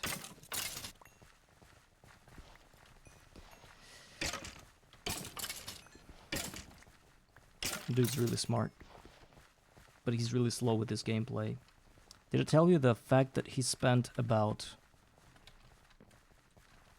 20 streams setting up what's it called, Kevlar line through bees, because he didn't even start bees by the end of his UHV tier, so he had to start the entire bee line from the beginning to get to the Kevlar bee, which is at the end of the whole thing. And then after he did that, instead of continuing further on, he got back to the beginning, like, of this Kevlar line, and instead of doing the bees, he did it with chemical reactors, and it took him another 10-something episodes. So the guy's legit crazy. I don't know what he was thinking, but he did the same line twice, where bee line, like the Kevlar line from bees, is like hundreds of times more effective. If there are people that can say that they can I don't know, guys, have you ever played up to this level? I mean, Kevlar line is about 52 steps, so 52 different chemical reactions, or electrolysis, or catalytic reactions, or whatever. So basically you have to build 52 machines, just to get Kevlar from chemical reaction. But from a bee, you can get Kevlar just from a bee, in almost its pure form. Like Kevlar, you need Kevlar ingots to progress. These things you get from molten Kevlar, or from some other type of Kevlar, I forgot. But the Kevlar comb, which you get from bees, also Kevlar comb you cannot do anything with, because it requires you to build a quantum force transformer, which is a very huge machine that you can't build. But you also get Kevlar nuggets, and these guys are just already like bars. It's like one ninth of a bar. So this is it. This is the end. Once you get the Kevlar queen, you basically skip the whole Kevlar quest. Yeah, Jay, it's a very interesting thing when you're looking at a Far Cry recipes and thinking that one day I'll be there. And it is even more interesting to reach those recipes, to finally reach them. But since you're playing Supersymmetry, I believe you burnt out, so maybe you looked too much into it. But again, I remember I was looking like at a tier higher than mine, but like just one tier higher. I would never sometimes I would peek at the last endgame tab, but I would never peek into the quests themselves, and not even into the descriptions of those quests. I still don't know the last quest description. I know that the reward for it.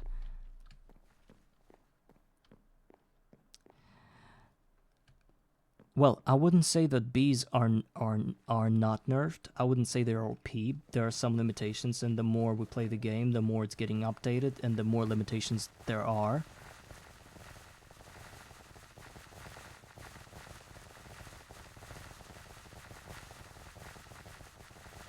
But with Kevlar, I agree. If you ever get to Kevlar, don't think about making the chemistry line. It's going to take you 52 steps and 52 years of your life.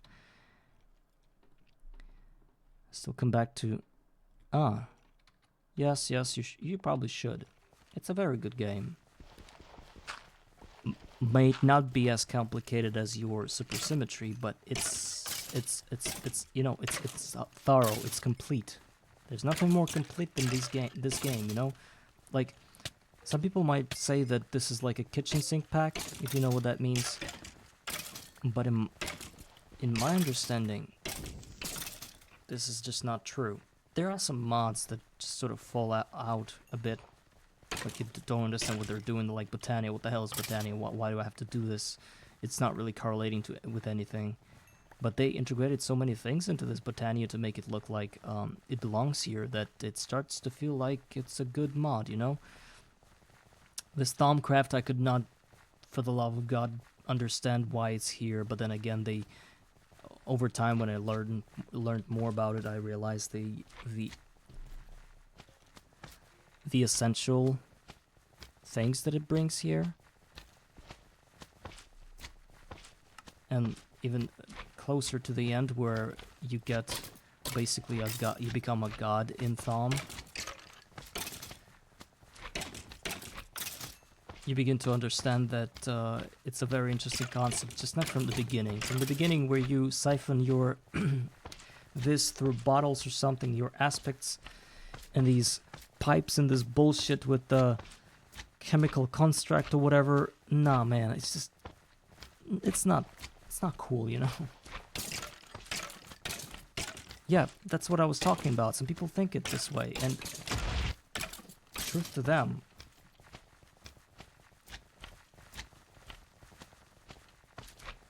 Oh, I got 14 levels already. I wasn't even thinking about the fact that I could die. Oh my god, there's a skeleton. Oh my god, guys, content is here. Oh, actually, content is not here because it's raining. But the skeleton was there and he was shooting fiery arrows at everything. I even lost my voice for a second. There was also a slime in my villager pan. I believe he's not killing things. Okay, but I don't want to touch this guy because he's gonna stink real bad if I do it. No, you'll like Thaum, Jay. You'll like Thaum. I believe you'll do. It's just gonna take some time. It's not likable from the beginning. You have to finesse a lot to get things done, and this is what we're gonna do in this run. And I don't know how to approach it from which side. Like there's an S, and you have to somehow approach this S to get to the better part of it, you know? Because I don't know, I had so many problems with this Thaumcraft, like with what are those called, like aspects or something that you store in bottles that you have to label in order for them to correctly transfer to the right bottles. And then you have this chemical construct that just sort of destroys your item, and you get some aspects from every item. So then you can store some in bottles. Well, it stops being stupid once you reach the AE level of automation of Thaum, where you get your first... it's called Essentia, I think. Liquid Essentia. Oh, this reparative research, it's also quite conquerable by building a multi-block from GTNH, from GregTech. Yeah, that does the research for you. Yeah, Larvae is correct. There's a multi-block that does the research. All you have to do is, I believe, fiddle with the scrolls or something. There are a bunch of scrolls you just put in and they get researched. But in order to kickstart the goddamn multi-block, you have to get really nasty with the, what's it called? Like a node, I think. You have to learn how to transfer node. You have to learn all the node transmutator or whatever that is.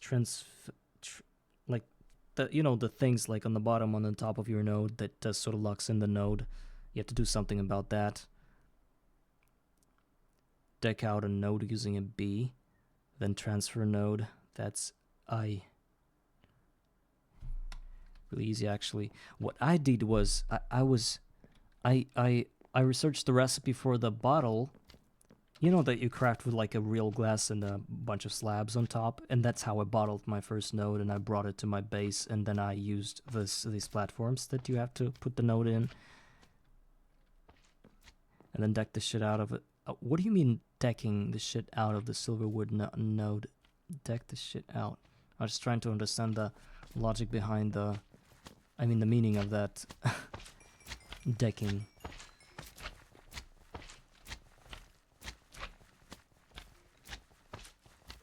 Translation. Majorly improve it. Oh, is that Yorkshire thing? Deck something out. I'll try to remember that. Okay. In the language I learned, it would be... I don't even know any slang versions of that. I would just say enhance, improve, yeah. Deck out. Boost, maybe. Okay. One more thing to use.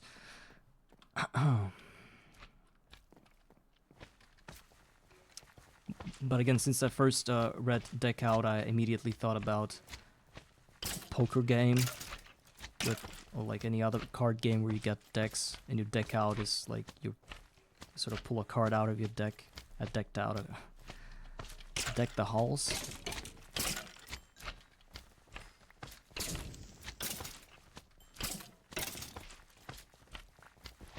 Again, and I also wondered about the pronunciation capabilities of the English language, of the short E sound. So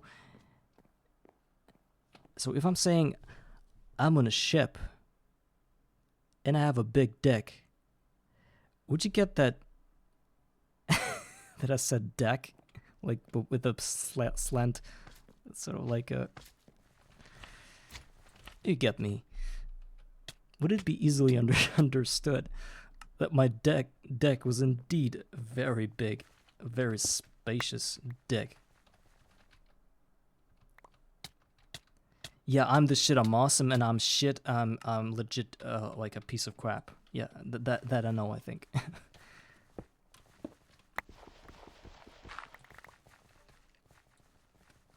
It's universal, mostly. I think I dropped a few items into the void.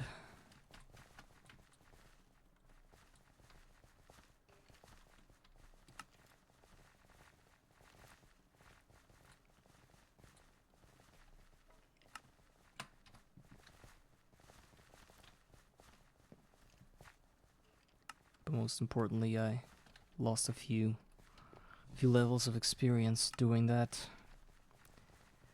And I broke a few graves.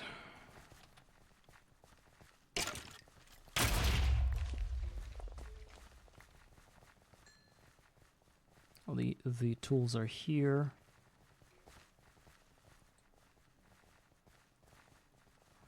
What's not here is... Oh, everything's here. Man, I hate the skeletons. I hate them so much. I can't do it anymore, man. I'm vomiting from this.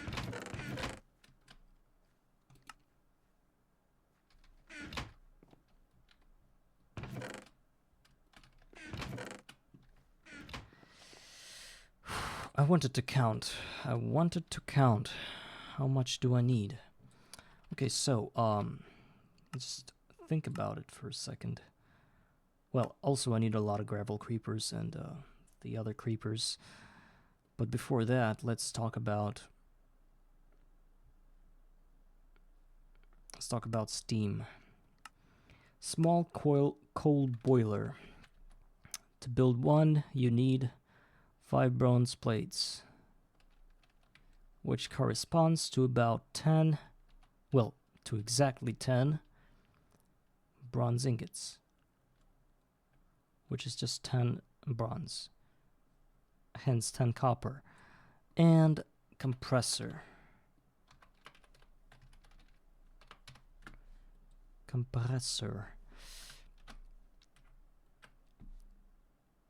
Pistons I got. Bronze hull, that's the thing I was talking about. This bullshit needs 16 bronze to build. And then 12 more to build the small bronze fluid pipes. So 12 plus 16 means 28. And that's without 10 that I need for a small coil boiler. 28 assets, so 38 bronze in total to get me to gold spikes. I don't have that amount, not even close.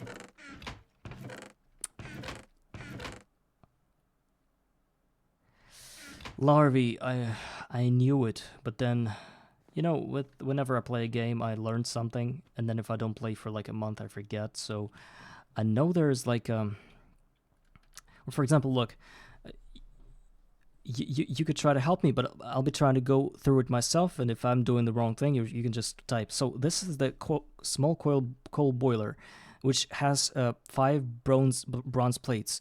And I really want to know how those plates are made. I want to see the exact quantity of ingots I need. And I know that's 10, but still, I need to unfurl that recipe into like another recipe. So right-click the gray bar to the left of the boiler. I right-click it, and then crafting chain. And what do I get then? Now, okay. Click the bronze plate. I clicked it. Choose the recipe, probably.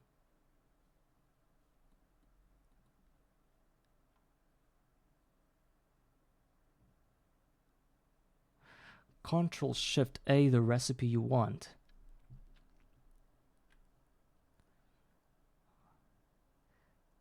Without any plus buttons, right?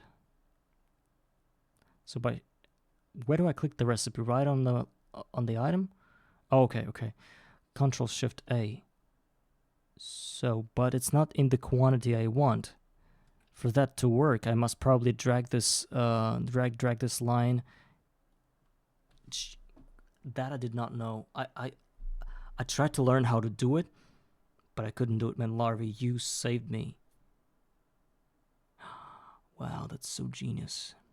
Do the same with the bronze ingot. That is a game changer. I tried to do it through like a Wikipedia, but I didn't understand anything.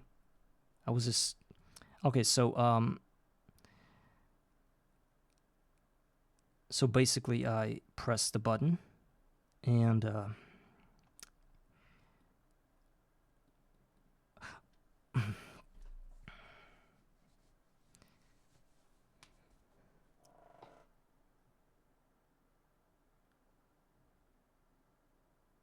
okay, but so for this bronze ingot, I can't really get the recipe fully because, oh no, dust. Yeah, I can. Yeah, that's the dust. So Control-Shift-A, stretch the thing, click, Control-Shift-A, shoot, the center eye of copper is killing me. I need this one, Control-Shift-A, oh wait, stretch. So yeah, well that's just this one's just for the boiler, but there's also a compressor. I think I counted it correctly. So this one, I do that, press right click, do that, Control-Shift-A, stretch,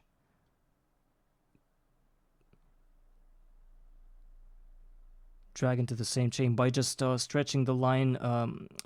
Fusing the line with the previous one. I mean the green one. Okay. Oh, and that's the end result. And how does the game understand that the end result is not some bullshit on the bottom of this thing, but these exact 3 dusts? How does it know that those are the starter items? How does it calculate for that? Guys, this is some pure magic bullshit. Look, I mean, I suppose it should work like the topmost items are the ones that are the result items, and the bottom ones are the ones that are, like, you know, the ones that you craft from. But for some reason, this line here in the middle is the beginner one. Somehow the game understood that you can't get any simpler than copper dust.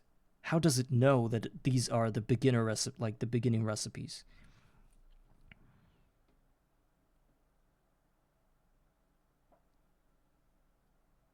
Oh, so it's all about the sub parts. So if there was a recipe, I mean, I'm starting to think about some stupid shit like when you could macerate a small coil boiler into dust, and that it can somehow cycle up in itself and create this madness in a recipe. Can that be possible? Like, so that the copper dust is not the end here. It's like the beginner item might be a small coil boiler since it can be macerated into dust, into bronze dust. Why doesn't it think this way?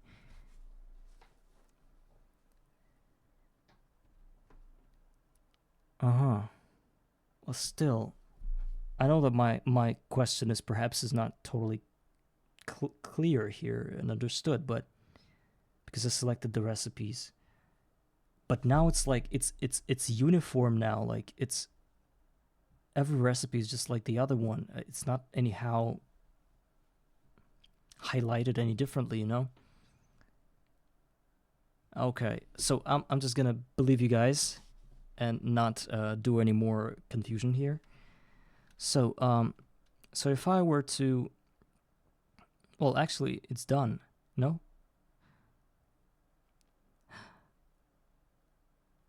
Okay, so but the small bronze fluid pipe, I didn't do anything with it yet, so it's not accounted in the final count. So yeah. Okay, let's do it. Press that.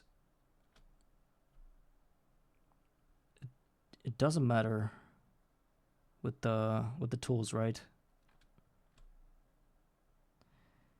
If you bookmark making bronze plate in the bending machine, it would be a different total because the bending machine recipe is yeah I know. That's the thing. So I need to be really careful about this. Yeah, the result changed, guys. That's super smart, man. Look, 39 in total. Wow. So is there any way for me to take this line and put it at the end of the list so I don't have to, look in the middle of it? No. So if I want to do this correctly, to get the result items at the the beginner items. By beginner items, I mean these dusts. So if I want dust to be at the end, how do I start this process of bookmarking?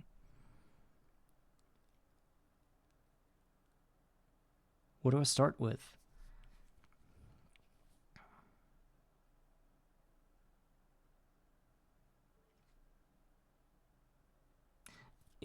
Probably just do the thing is first. I'm just trying to understand what was my mistake here. The mistake is that Larvae told me that I can connect to recipes, and the second recipe I connected was the steam compressor, and it was after the dusts, so that's why I got mixed up here. So if I was smart enough and I knew that I had to get the steam compressor and small coil boiler calculated at the same time, I would have probably just picked them. You can remove the dust and re-add it, and it's gonna count itself. Let's see. Just choosing dust and no, it's not. It's not. I did the wrong thing. I thought by just adding the dust, it's gonna calculate itself, but it didn't. Perhaps I should add the whole recipe, not just the bronze dust. Okay, let's see.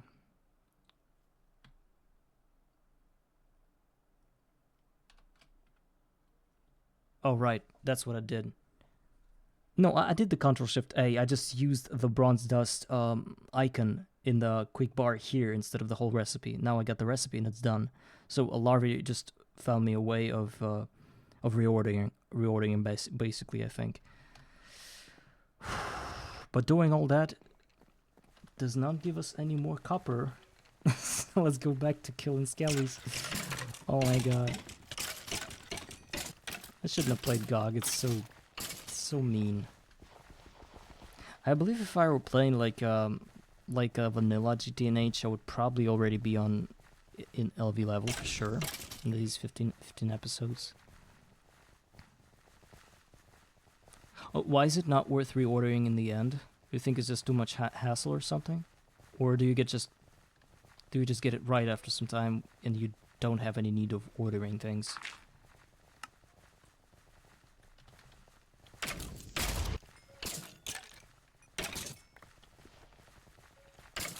What I've been doing without you guys, man, so much help. The name. Even though I played GTNH almost up until the end, there are still things that I don't know. So I was like a... What? You want to say I played the entire game without knowing that? Yes I did. And I remember myself building out this huge chains of recipes. For example, how to build a Dyson. You know the Dyson? Not the fan though. Dyson Swarm ground unit. It has 1, 2, 3, 4, 5, 6, 7, 8, 9, 10, 11, 12, more than 16 types of blocks. And it used to take me the whole page to, and I would just Control-Shift-A every block here, and I would put it into a separate line, so it did not, and I didn't have any kind of like raw material recipes there, just the you know, what the block consisted of, without any kind of, what's it called? So I couldn't see any nested recipes, and there are a lot of those recursive recipes. I was just dealing with the end results mostly, so I needed to know that, okay, I need to build like 139 Dyson Swarm Control Center base casing, and I looked at it and realized, okay, I need like a 400 pico circuits for that, and some UIV machine hulls and some quantum computers, and that's what I just did. Nothing else. It was very slow and stupid. My gameplay could have been so much more effective had I started streaming earlier, you know.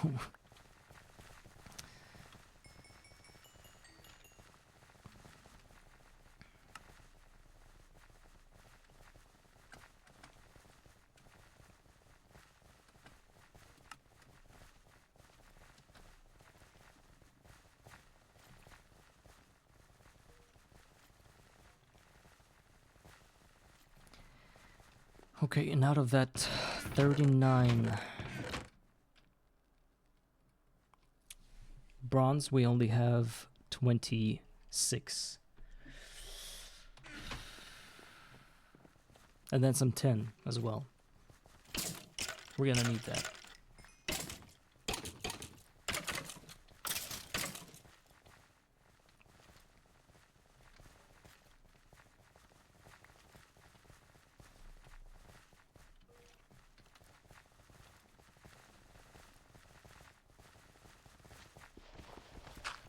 Guys, did you know that I have 1 subscriber? There's a dude that visited my stream one time. He followed me and he subscribed me for some reason. I don't even know if he said hi to me, I just don't remember. Maybe he did, maybe he's even here now. Dude, if you're here, thank you for the subscription, man, but I don't have like a counter or anything. And I don't know where I get the counter. I think I should just work on my stream GUI, or the appeal of that. Maybe get something going, you know, like a frame around my face. Something.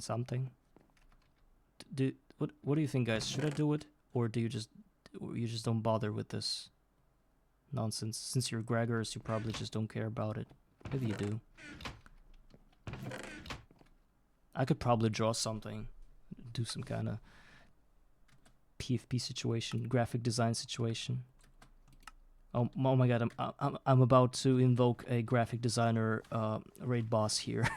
I shouldn't have said that. What if the algorithm sees and hears me say things like that, and they're just gonna send like an army of bots at me, offering services?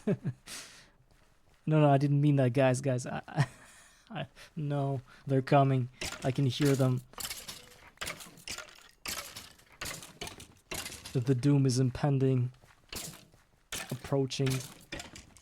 Gates of hell are opened.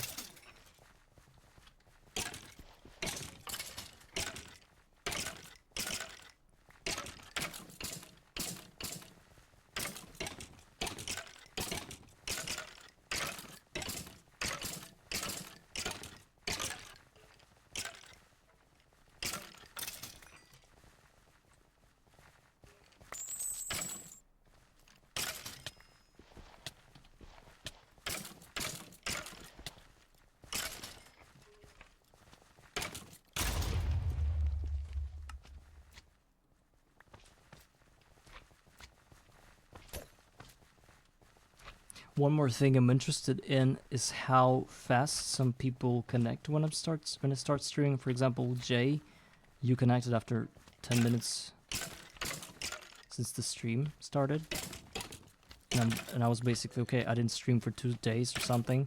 I'm very vague with my schedule, so nobody knows when I'm on. Do you guys just sit there and look at the right corner? The left corner of your Twitch site, where you see people that are online, and you basically, wow, this Basil, let's just hop inside. Or is there any other kind of notification that just pops into your phone, like from the top of the screen, like Basil is streaming? How do you usually find that somebody's on, like someone's stream is on? Because what I have, like, I follow a bunch of dudes, and if I open my Twitch channel, I can see them being online, like red dots. That's the only way how I get to know that they're streaming. And so that's a bit interesting to me, for me to know that it can be that you guys are just sitting there and like waiting for streams to appear, for somebody's stream to appear. Like, okay, let's see who's on, like every 5 minutes or something. So perhaps there are some notifications, and maybe I should set them up as well to see when somebody's streaming.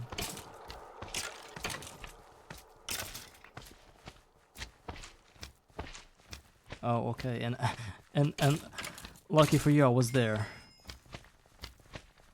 doing my bullshit with Scallies here. Okay.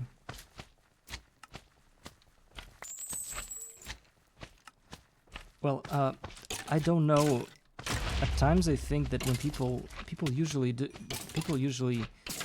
in GregTech, and they get to my stream, that when I stream GOG, it's like, isn't it not exactly what you were looking for? Because you're not gonna get any machines here, knowing that I'm in like dirt age, basically. Well, already wood age, but still. I mean, there are people that stream EV age, EV tier, where they basically deal with machinery and lines and chemistry and stuff. It's a lot more interesting.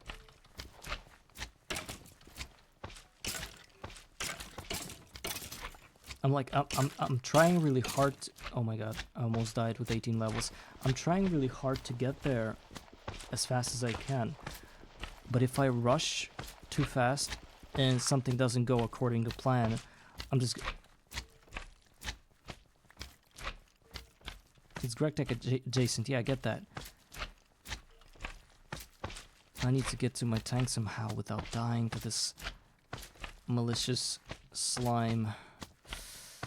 Guys, content is here. You want to watch me die with 18 levels on top, which is basically 2+ copper and bronze. I have half a heart, and there's a slime that's jumping right around the corner, and I need to do something about it. Okay, let's just go.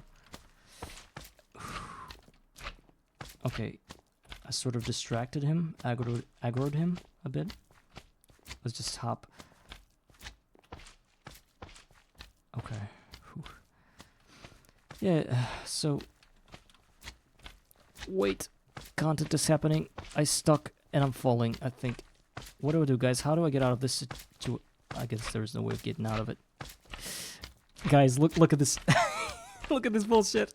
I'm trying not to fall. Staring at an interface screen all day isn't that interesting either. Well, what you're staring at, is it interesting right now? Look at that. I don't want to die with 18 levels in my ass. How do I get out of here? I need a sudden bucket of water to get me out of. I'm pressing spacebar right now, and like A to the left of me, to go left. And I know if I stop doing that, I don't have water. That's the thing. I don't have water. If I stop doing that, I die. And do I just hit the guy? No, I think the game already registers me as dead because I can't even hit the guy. So I'm falling. Did you see that? Did you just see this mechanic here? I was falling with 18 levels, and every tick of void damage took about 5 levels from me before I died. That's something new for me, and I bet this is something new for you as well. Yeah, I couldn't have done anything. It's just, it was the end for me. I lost all my levels. I lost 2 copper just now. I think I should have... I have some metaphors connected to depositing XP into a tank. But those are rather sexual metaphors I'm not going to use, because I don't want to come off as a perv or something. But sometimes I do need to, you know, do that. I wasn't stuck inside inside an apple. I was stuck trying to cross this little trying to cross this section right here, and for some reason I was like going this way on a shift, using a shift, and I was like stuck there, and I tried to jump out of it, and I started like jerking back and forth, and that got me in a very precarious situation.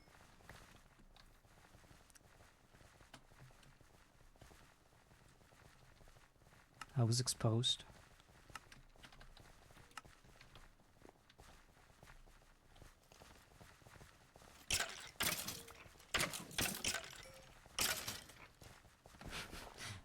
If I was better at editing, if I could do it in a very quick manner, I would probably, you know, like every video, sometimes they have previews like a few seconds before the video begins, or the most interesting moments. I would definitely put that moment of me trying not to die with 18 levels on top in the beginning of the video.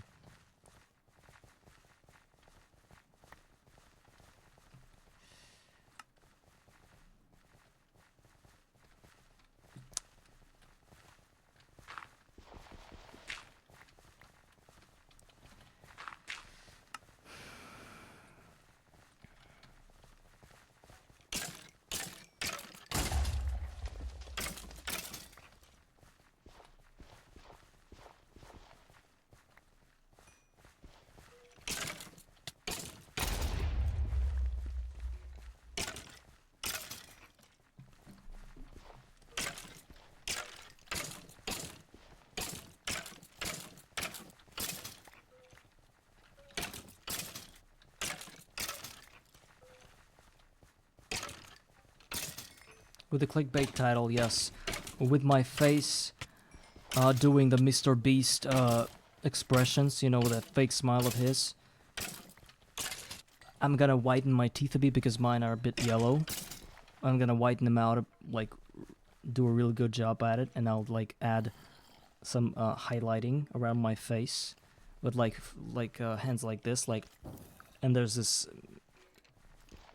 I don't know, talking about a thumbnail now.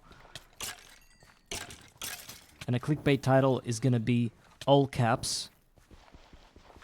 Like literally like my caps button is broken. And what would the clickbait title be?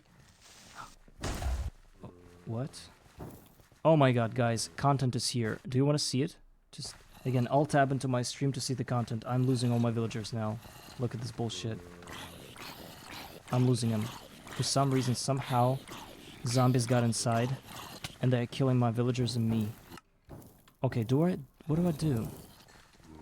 I think I should look, first of all, let's look at the backup here. When was that? I think I'm good. I think for the last 20 minutes I didn't do anything in particular, so I could just restore the backup and do things safely. I don't know how I got zombies in there.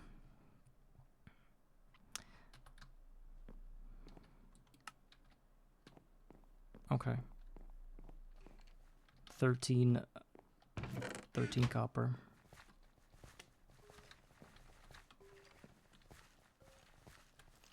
That's a lot of copper lost, but at least let me revise what I did wrong with the... There's some areas that aren't lighted. Where do you see lit? I always confuse lighted with lit.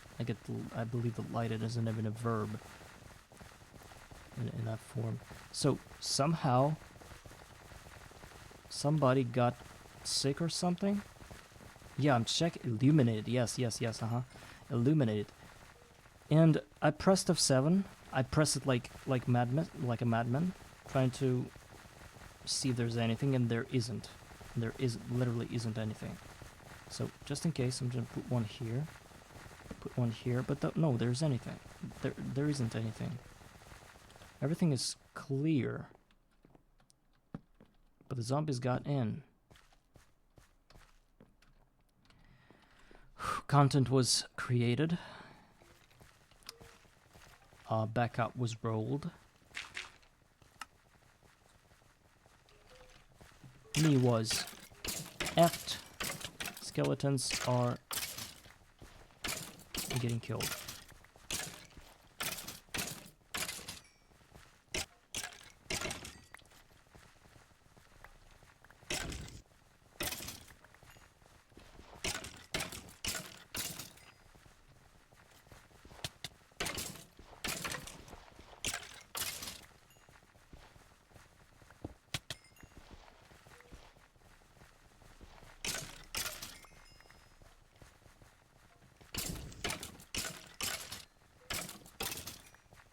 Wait a second. Wait a second. Okay.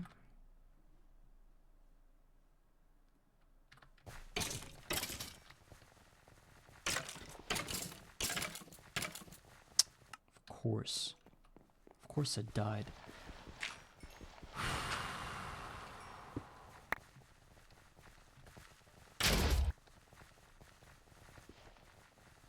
It's getting ridiculously exhausting to kill all those skeletons.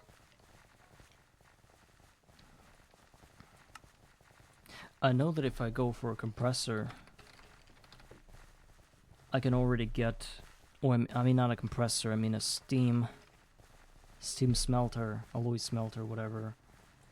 This is a lot easier to build. It requires 6 less bronze ingots, but still I don't have enough, and I would love to hire someone to do the skeleton killing for me, because that is so boring.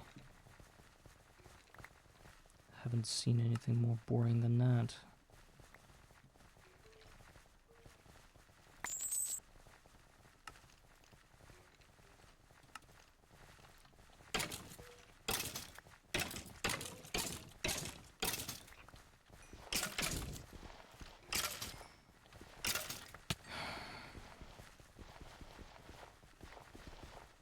I think if I would talk less, I would probably already do it.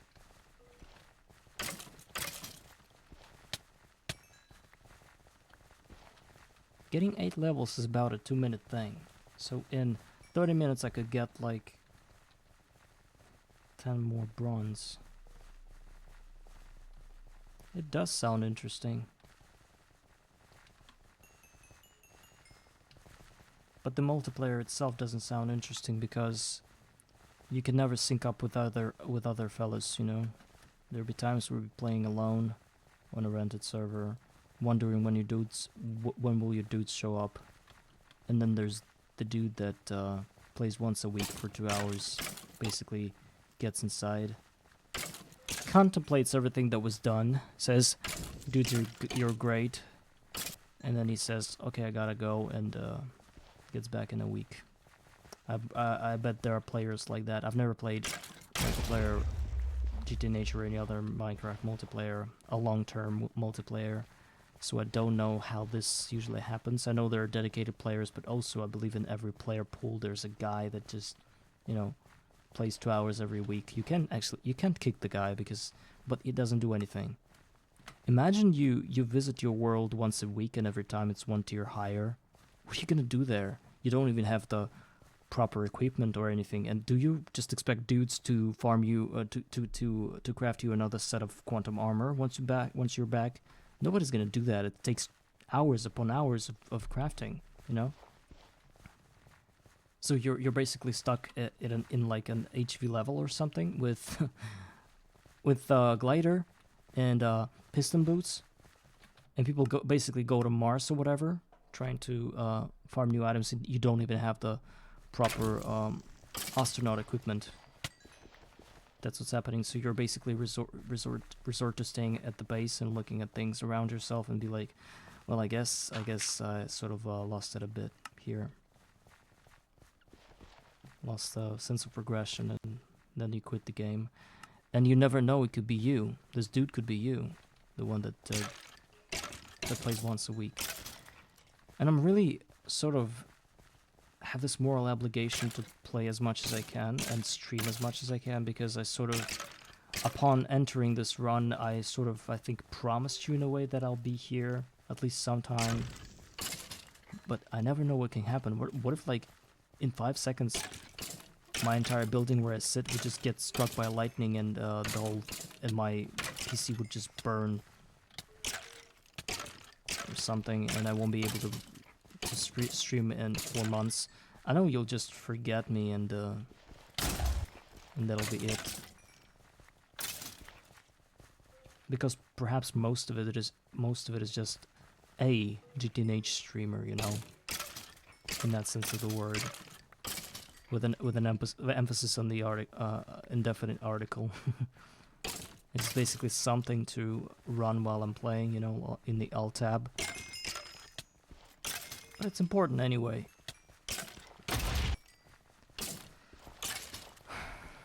So hopefully, even though my run isn't multiplayer, I try to stay obligated to that in a way. There is motivation to play, sure. I always want to experience some GOG myself. I mean, GTNH as well. And I get to experience both in this game. But I don't fully understand what's ahead of me. I know a few things that are going to be even more tedious than killing skellies. One is crafting 3 million scrap boxes and rolling 9 emeralds to get to HV level. Then, or even AMV, I don't remember, or getting a, what's it called? Mega blast furnace, electric blast furnace in a, almost died with 15 levels again. Forgot to deposit it. Should place a torch not to die. So yeah, getting a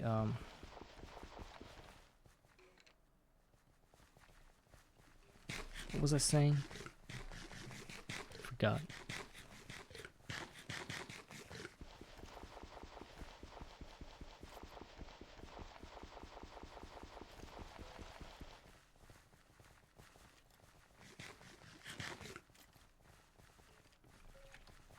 Forgot what I was saying.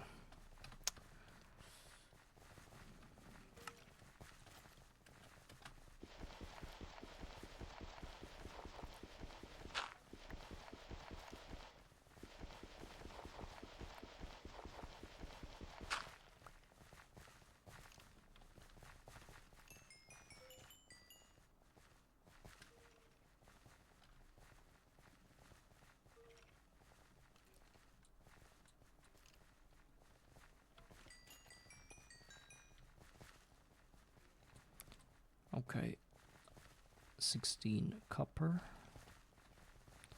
Go die.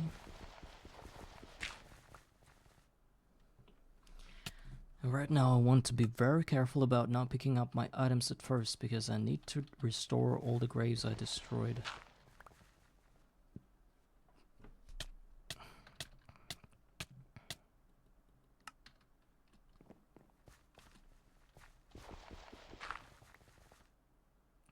Wanted to do that since the beginning of today's stream, but I was always sidetracked to do some other bullshit.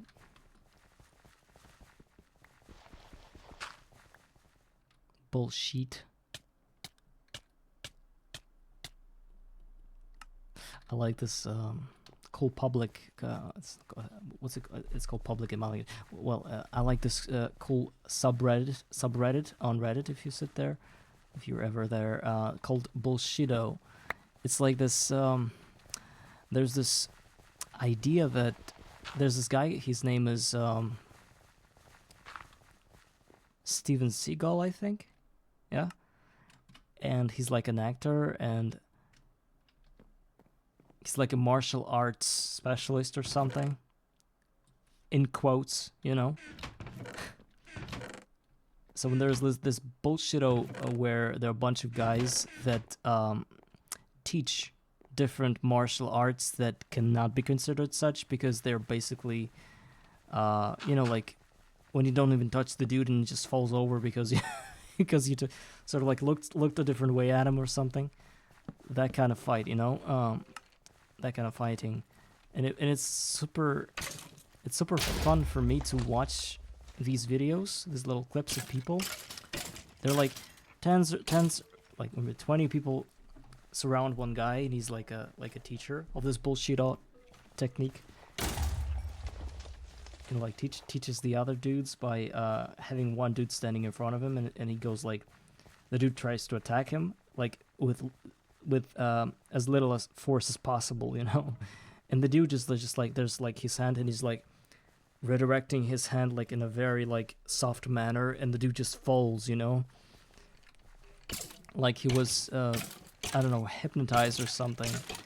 And people are actually around this guy. The people are watching and applauding, and we can consider that it can be considered like a PR thing, just to sort of invite other people to your teachings, you know, like, okay, let us record a video where people learn this super technique where you don't even have to fight, where people just fall over by themselves in front of you. And I get that, but what if you come to this practice lesson to check this whole thing out and you realize that it's just bullshit because you stand in front of the guy and he does that to you, and you're like, dude, I'm not falling over, I'm like standing right here, you're not doing anything to me, like your shit doesn't work. Because if you're that stupid to believe that it could work, and what do you do then? Do they just expel you from, since you learned the truth? Or do you become a part of it in like with some paycheck? What happens next? And there've been 20 dudes.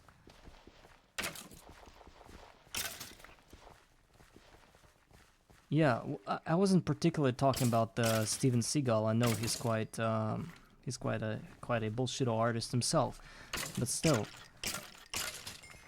I don't get the 20 people sitting around and applauding when this shit happens in like on a ring, like what it was, like a fighting mat or something they have there. It's like a karate thing.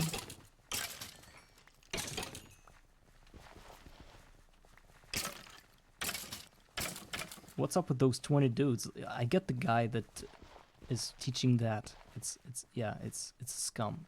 I get the guy that's in front of him. It's probably his friend trying to help, you know. But the 20 people, you have to pay them. You have to pay them for them to sit there in your video. Do you actually pay them? Okay, you paid them the money. They sat there for the video. You uploaded the video. People know that you've got this super huge technique and they want to check it out. 95% of the people instantly get filtered out because they think it's bullshit. Other 5% gets inside the building and they get on this fighting mat. They want to check out this technique, and like 100% of those people aren't gonna like it, for sure. And what do you do next? How do you? Yeah, me too. I've never fought in my life. I rolled with a bunch of dudes in the dirt a few times when I was a kid, but that was the only fighting I had.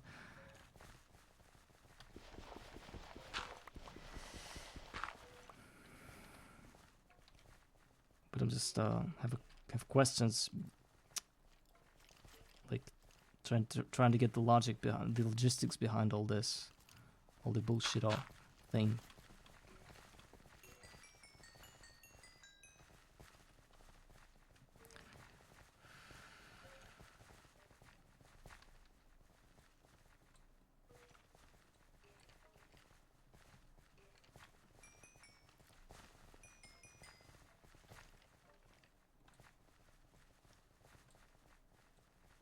Okay, now we got 18. plus 12 is 30. Oh, 9 copper to go. And then 10. And then some tin.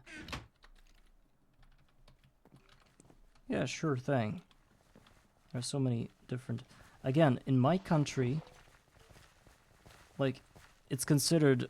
I guess in every country amongst men, it's considered weak if you can't defend yourself.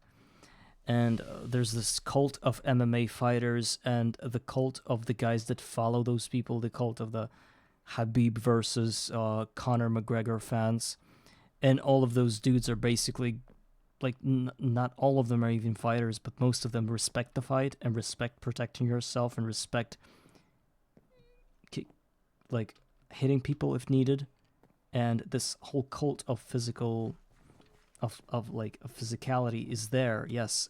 And most of that is really, it's unnecessary because you have more chances to save your life if somebody attacks you and you just stand there with your like a statue. Let them rob you or whatever. Let them take all you have.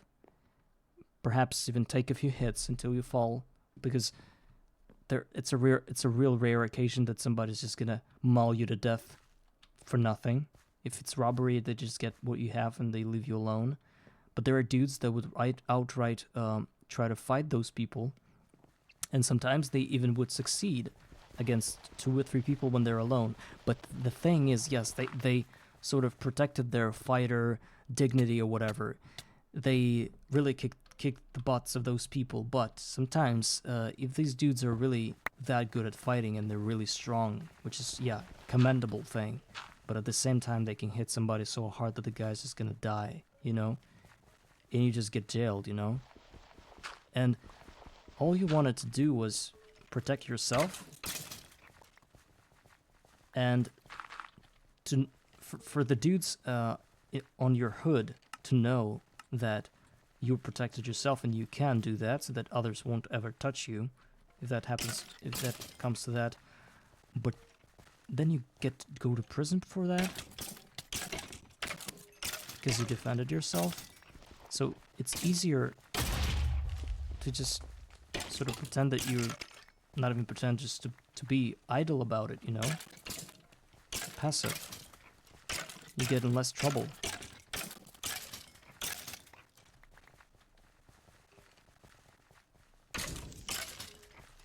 I looked at myself and said that.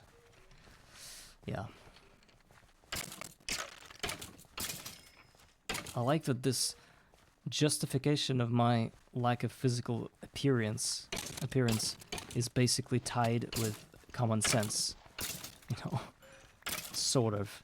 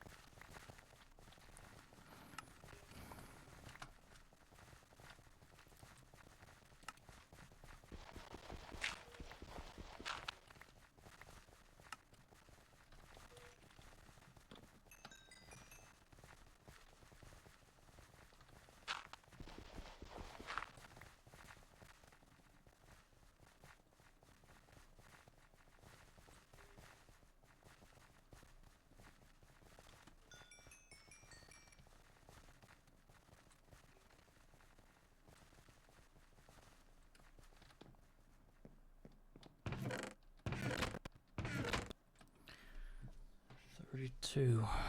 6 copper to go. I mean, not even 6, but 7.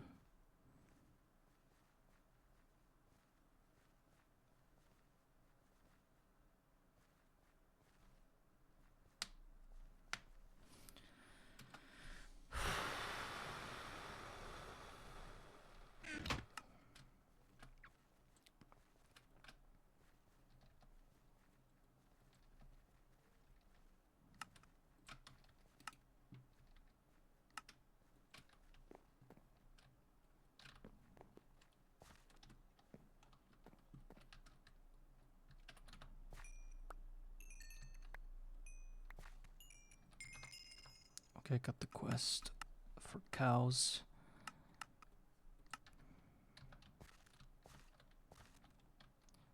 You're in the process of moving out and upgrading my wood processing. Okay. In GTNH, wood processing line is... Well, what do you process wood for? Is it some kind of paper thing? Benzene? Fuel?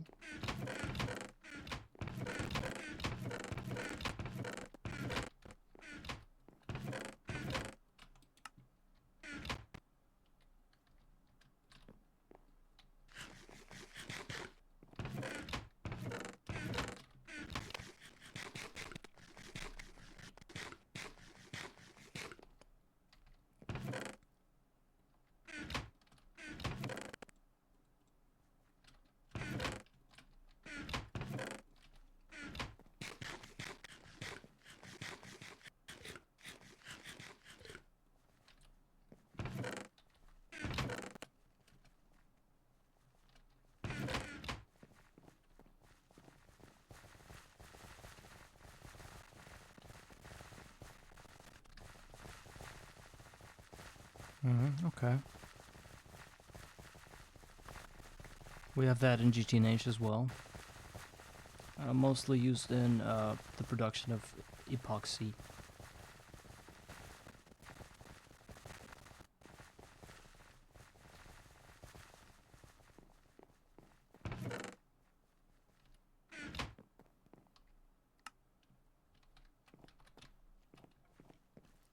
Yes, it is.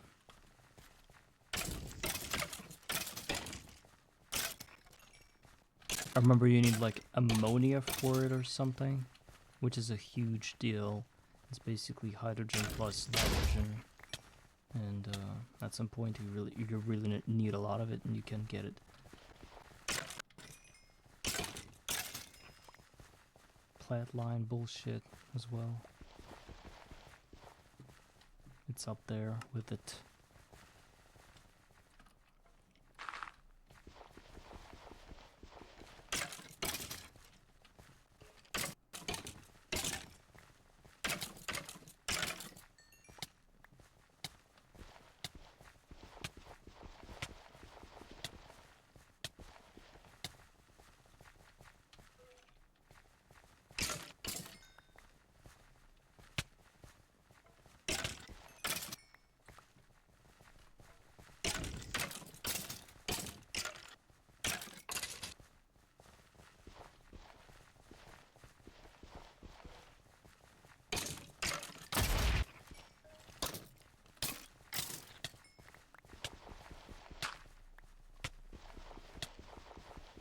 No. Monoxide rich syngas. Syngas thing, it's from this Victoria mod pack I talked about. Maybe it's got some lines from there, or the Factoria got some lines from this supersymmetry thing. But somebody's definitely stealing from somebody. I know that. You can't find the same thing twice. I mean, if it's a real chem line, of course they're stealing from IRL, but I think it's not the only case here.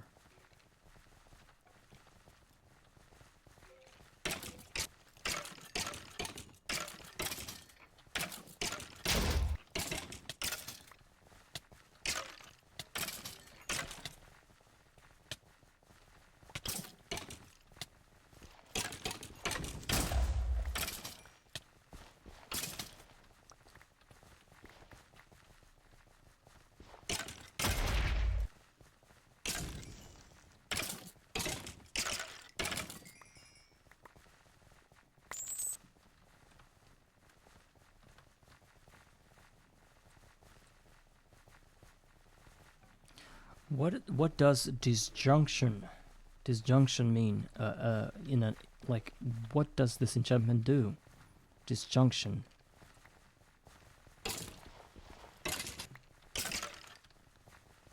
Does anybody know?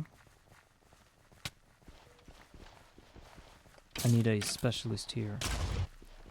Okay. Wither skeletons, that's interesting.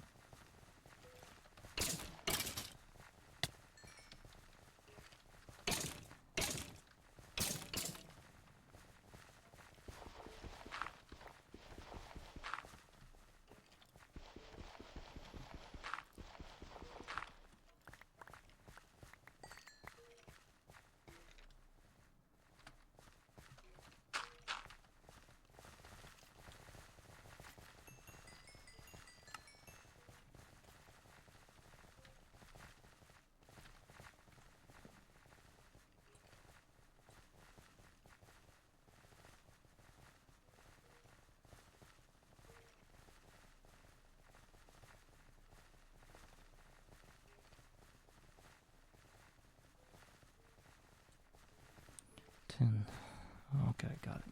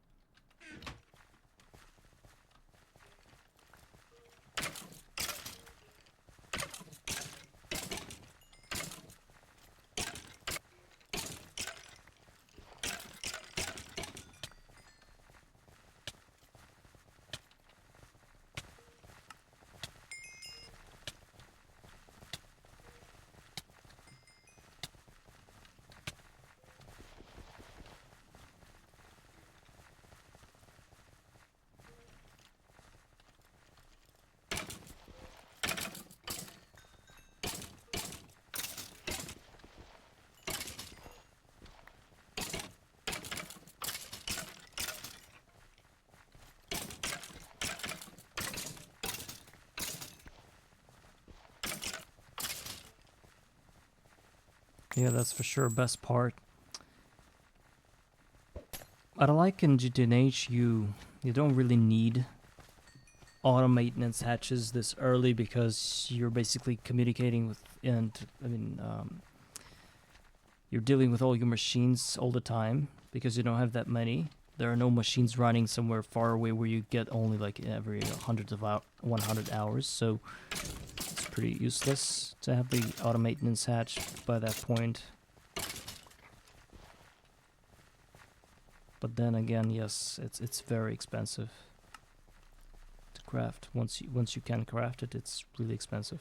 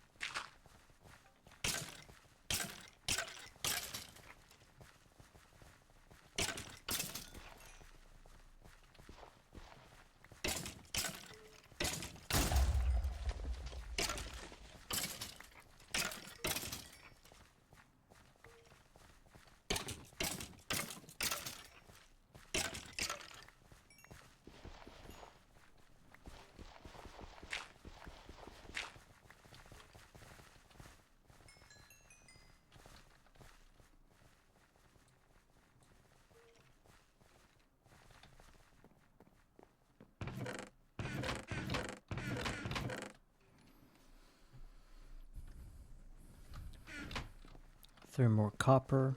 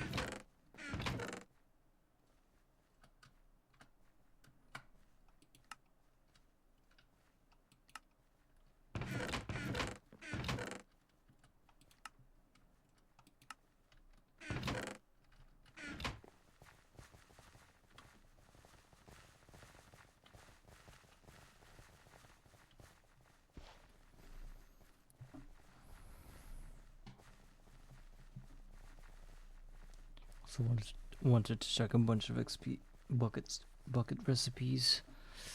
Like what?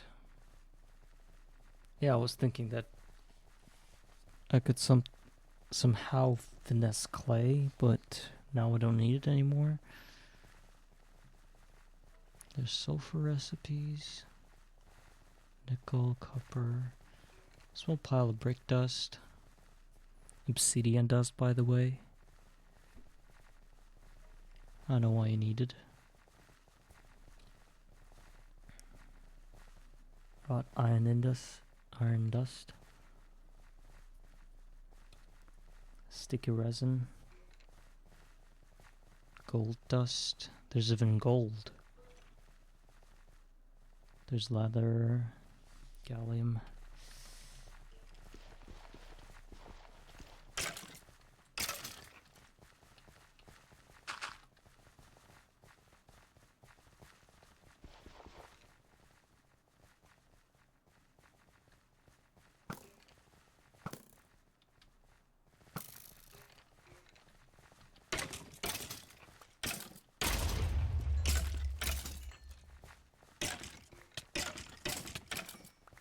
Let me look it up.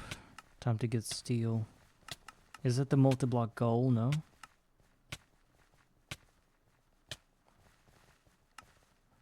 Yes, it's the... Sure, yes. Essence berries. Yep. That's a good idea. Unless you can get them somehow, some other way. XP berries. Quest.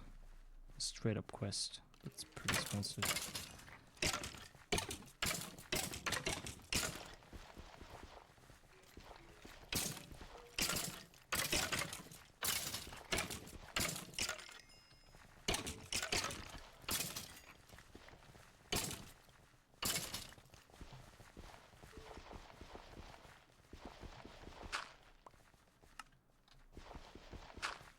But again, getting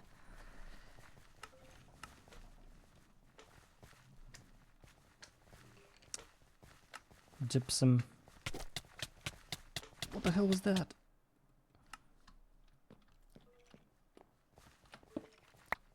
Oh, and lost my pickaxe. Yeah, even more XP, but there's 72 of that. So try to get 72. 72 x something amount of buckets. Yeah.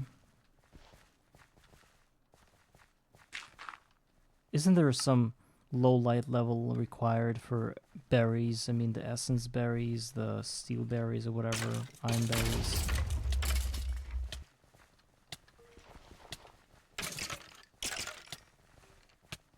Oh, only for aluminum, fine then.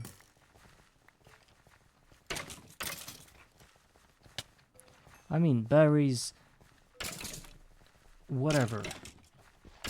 just not the skeletons. I'm so tired of killing the skeletons. I can't put up with it anymore.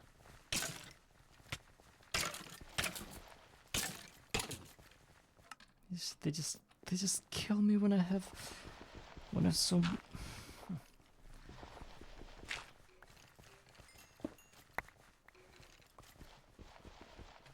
And then I have to relog because some of them bug or something.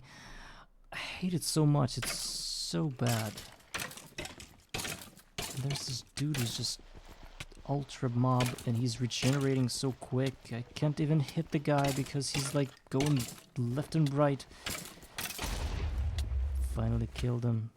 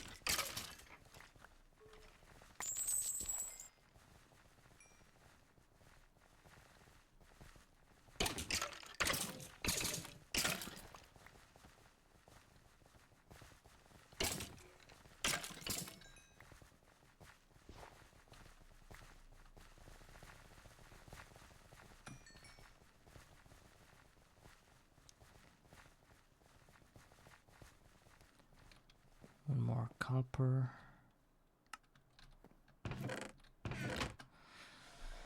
27. Oh, 37. I already have 2 more copper, and then what?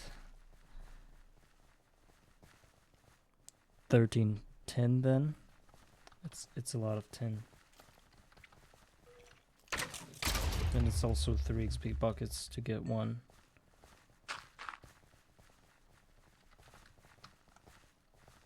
I was gonna say my goal is to build steam machines for this stream, but I think I won't be able to do that.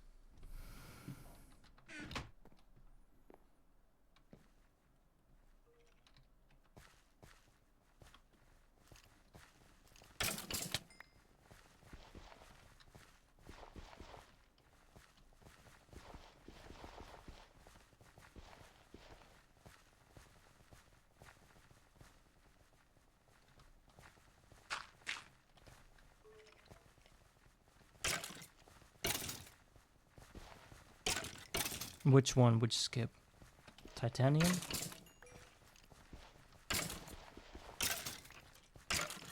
I think you're past rubber bars already, so I wonder. Or you mean not the quest book skip, but the tier skip? Oh.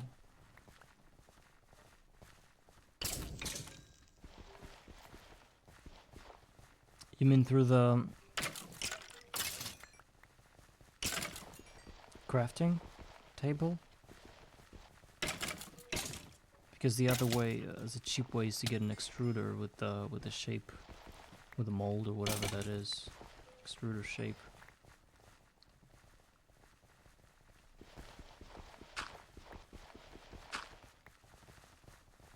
Yeah, that's MV.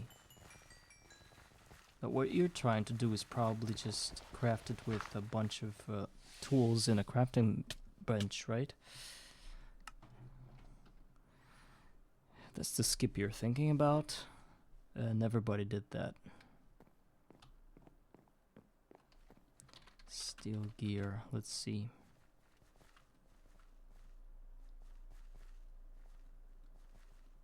I wish I could find the right steel. Yeah, there's steel rod, steel plate, and steel rod placed between a hammer and a single use and or just a wire cutter.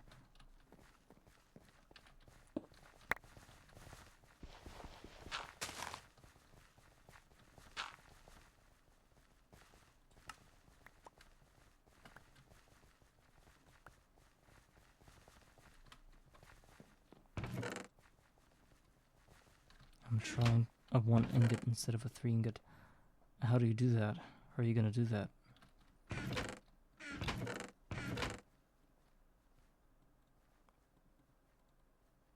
With the smeltery? You're like, I think you made a mold with smeltery, and now you're gonna try to physically pour. Well, if that's gonna work, that's genius. I don't believe that many people could think about this.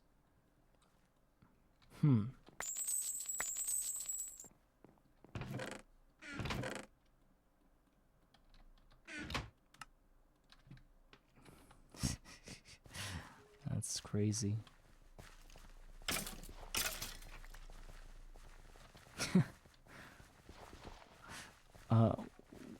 What's that called? Like a poor man's extruder, right? Or poor man's fluid solidifier.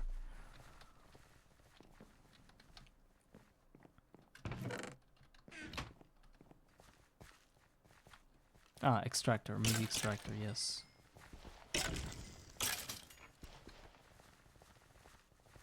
Well, actually, I believe fluid extractor doesn't really do anything with the forms. You just you sort of extract different fluids from different things. What you're doing is putting a recipe, putting a mold and pouring certain metals in it to get the result, which would probably be more like fluid solidifier, I think.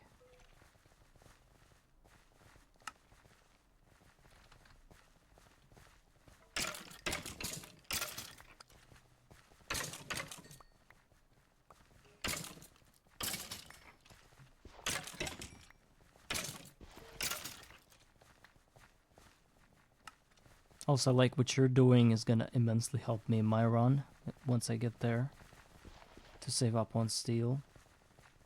Even though I'll get a lot of it in form of chest plates,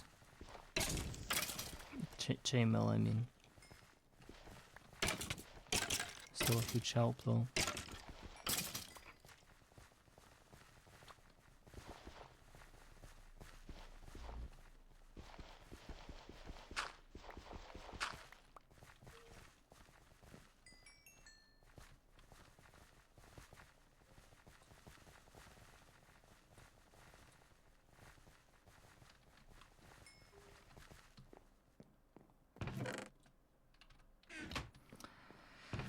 Okay, I'm done with the copper now. Okay, I'll stick around for that, but I'll be turning my stream off soon enough.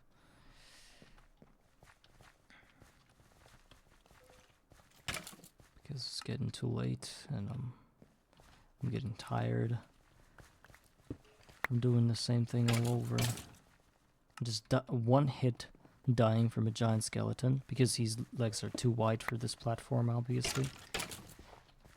Oh, it's a grim skeleton. Didn't see the name. It's a Thaumcraft guy.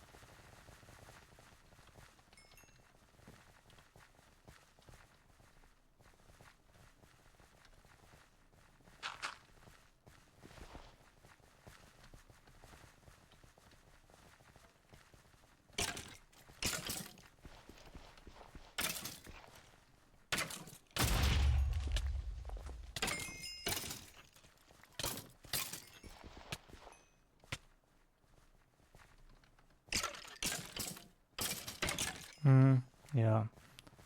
I would have been mad to work. I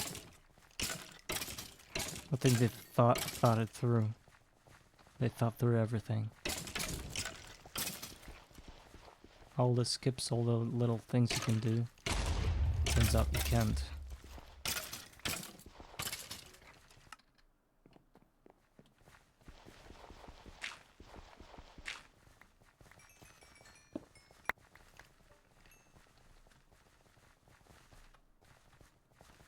Yeah, sure. Anyway, huge props to you for checking that out for us. For whoever is watching or playing at the moment.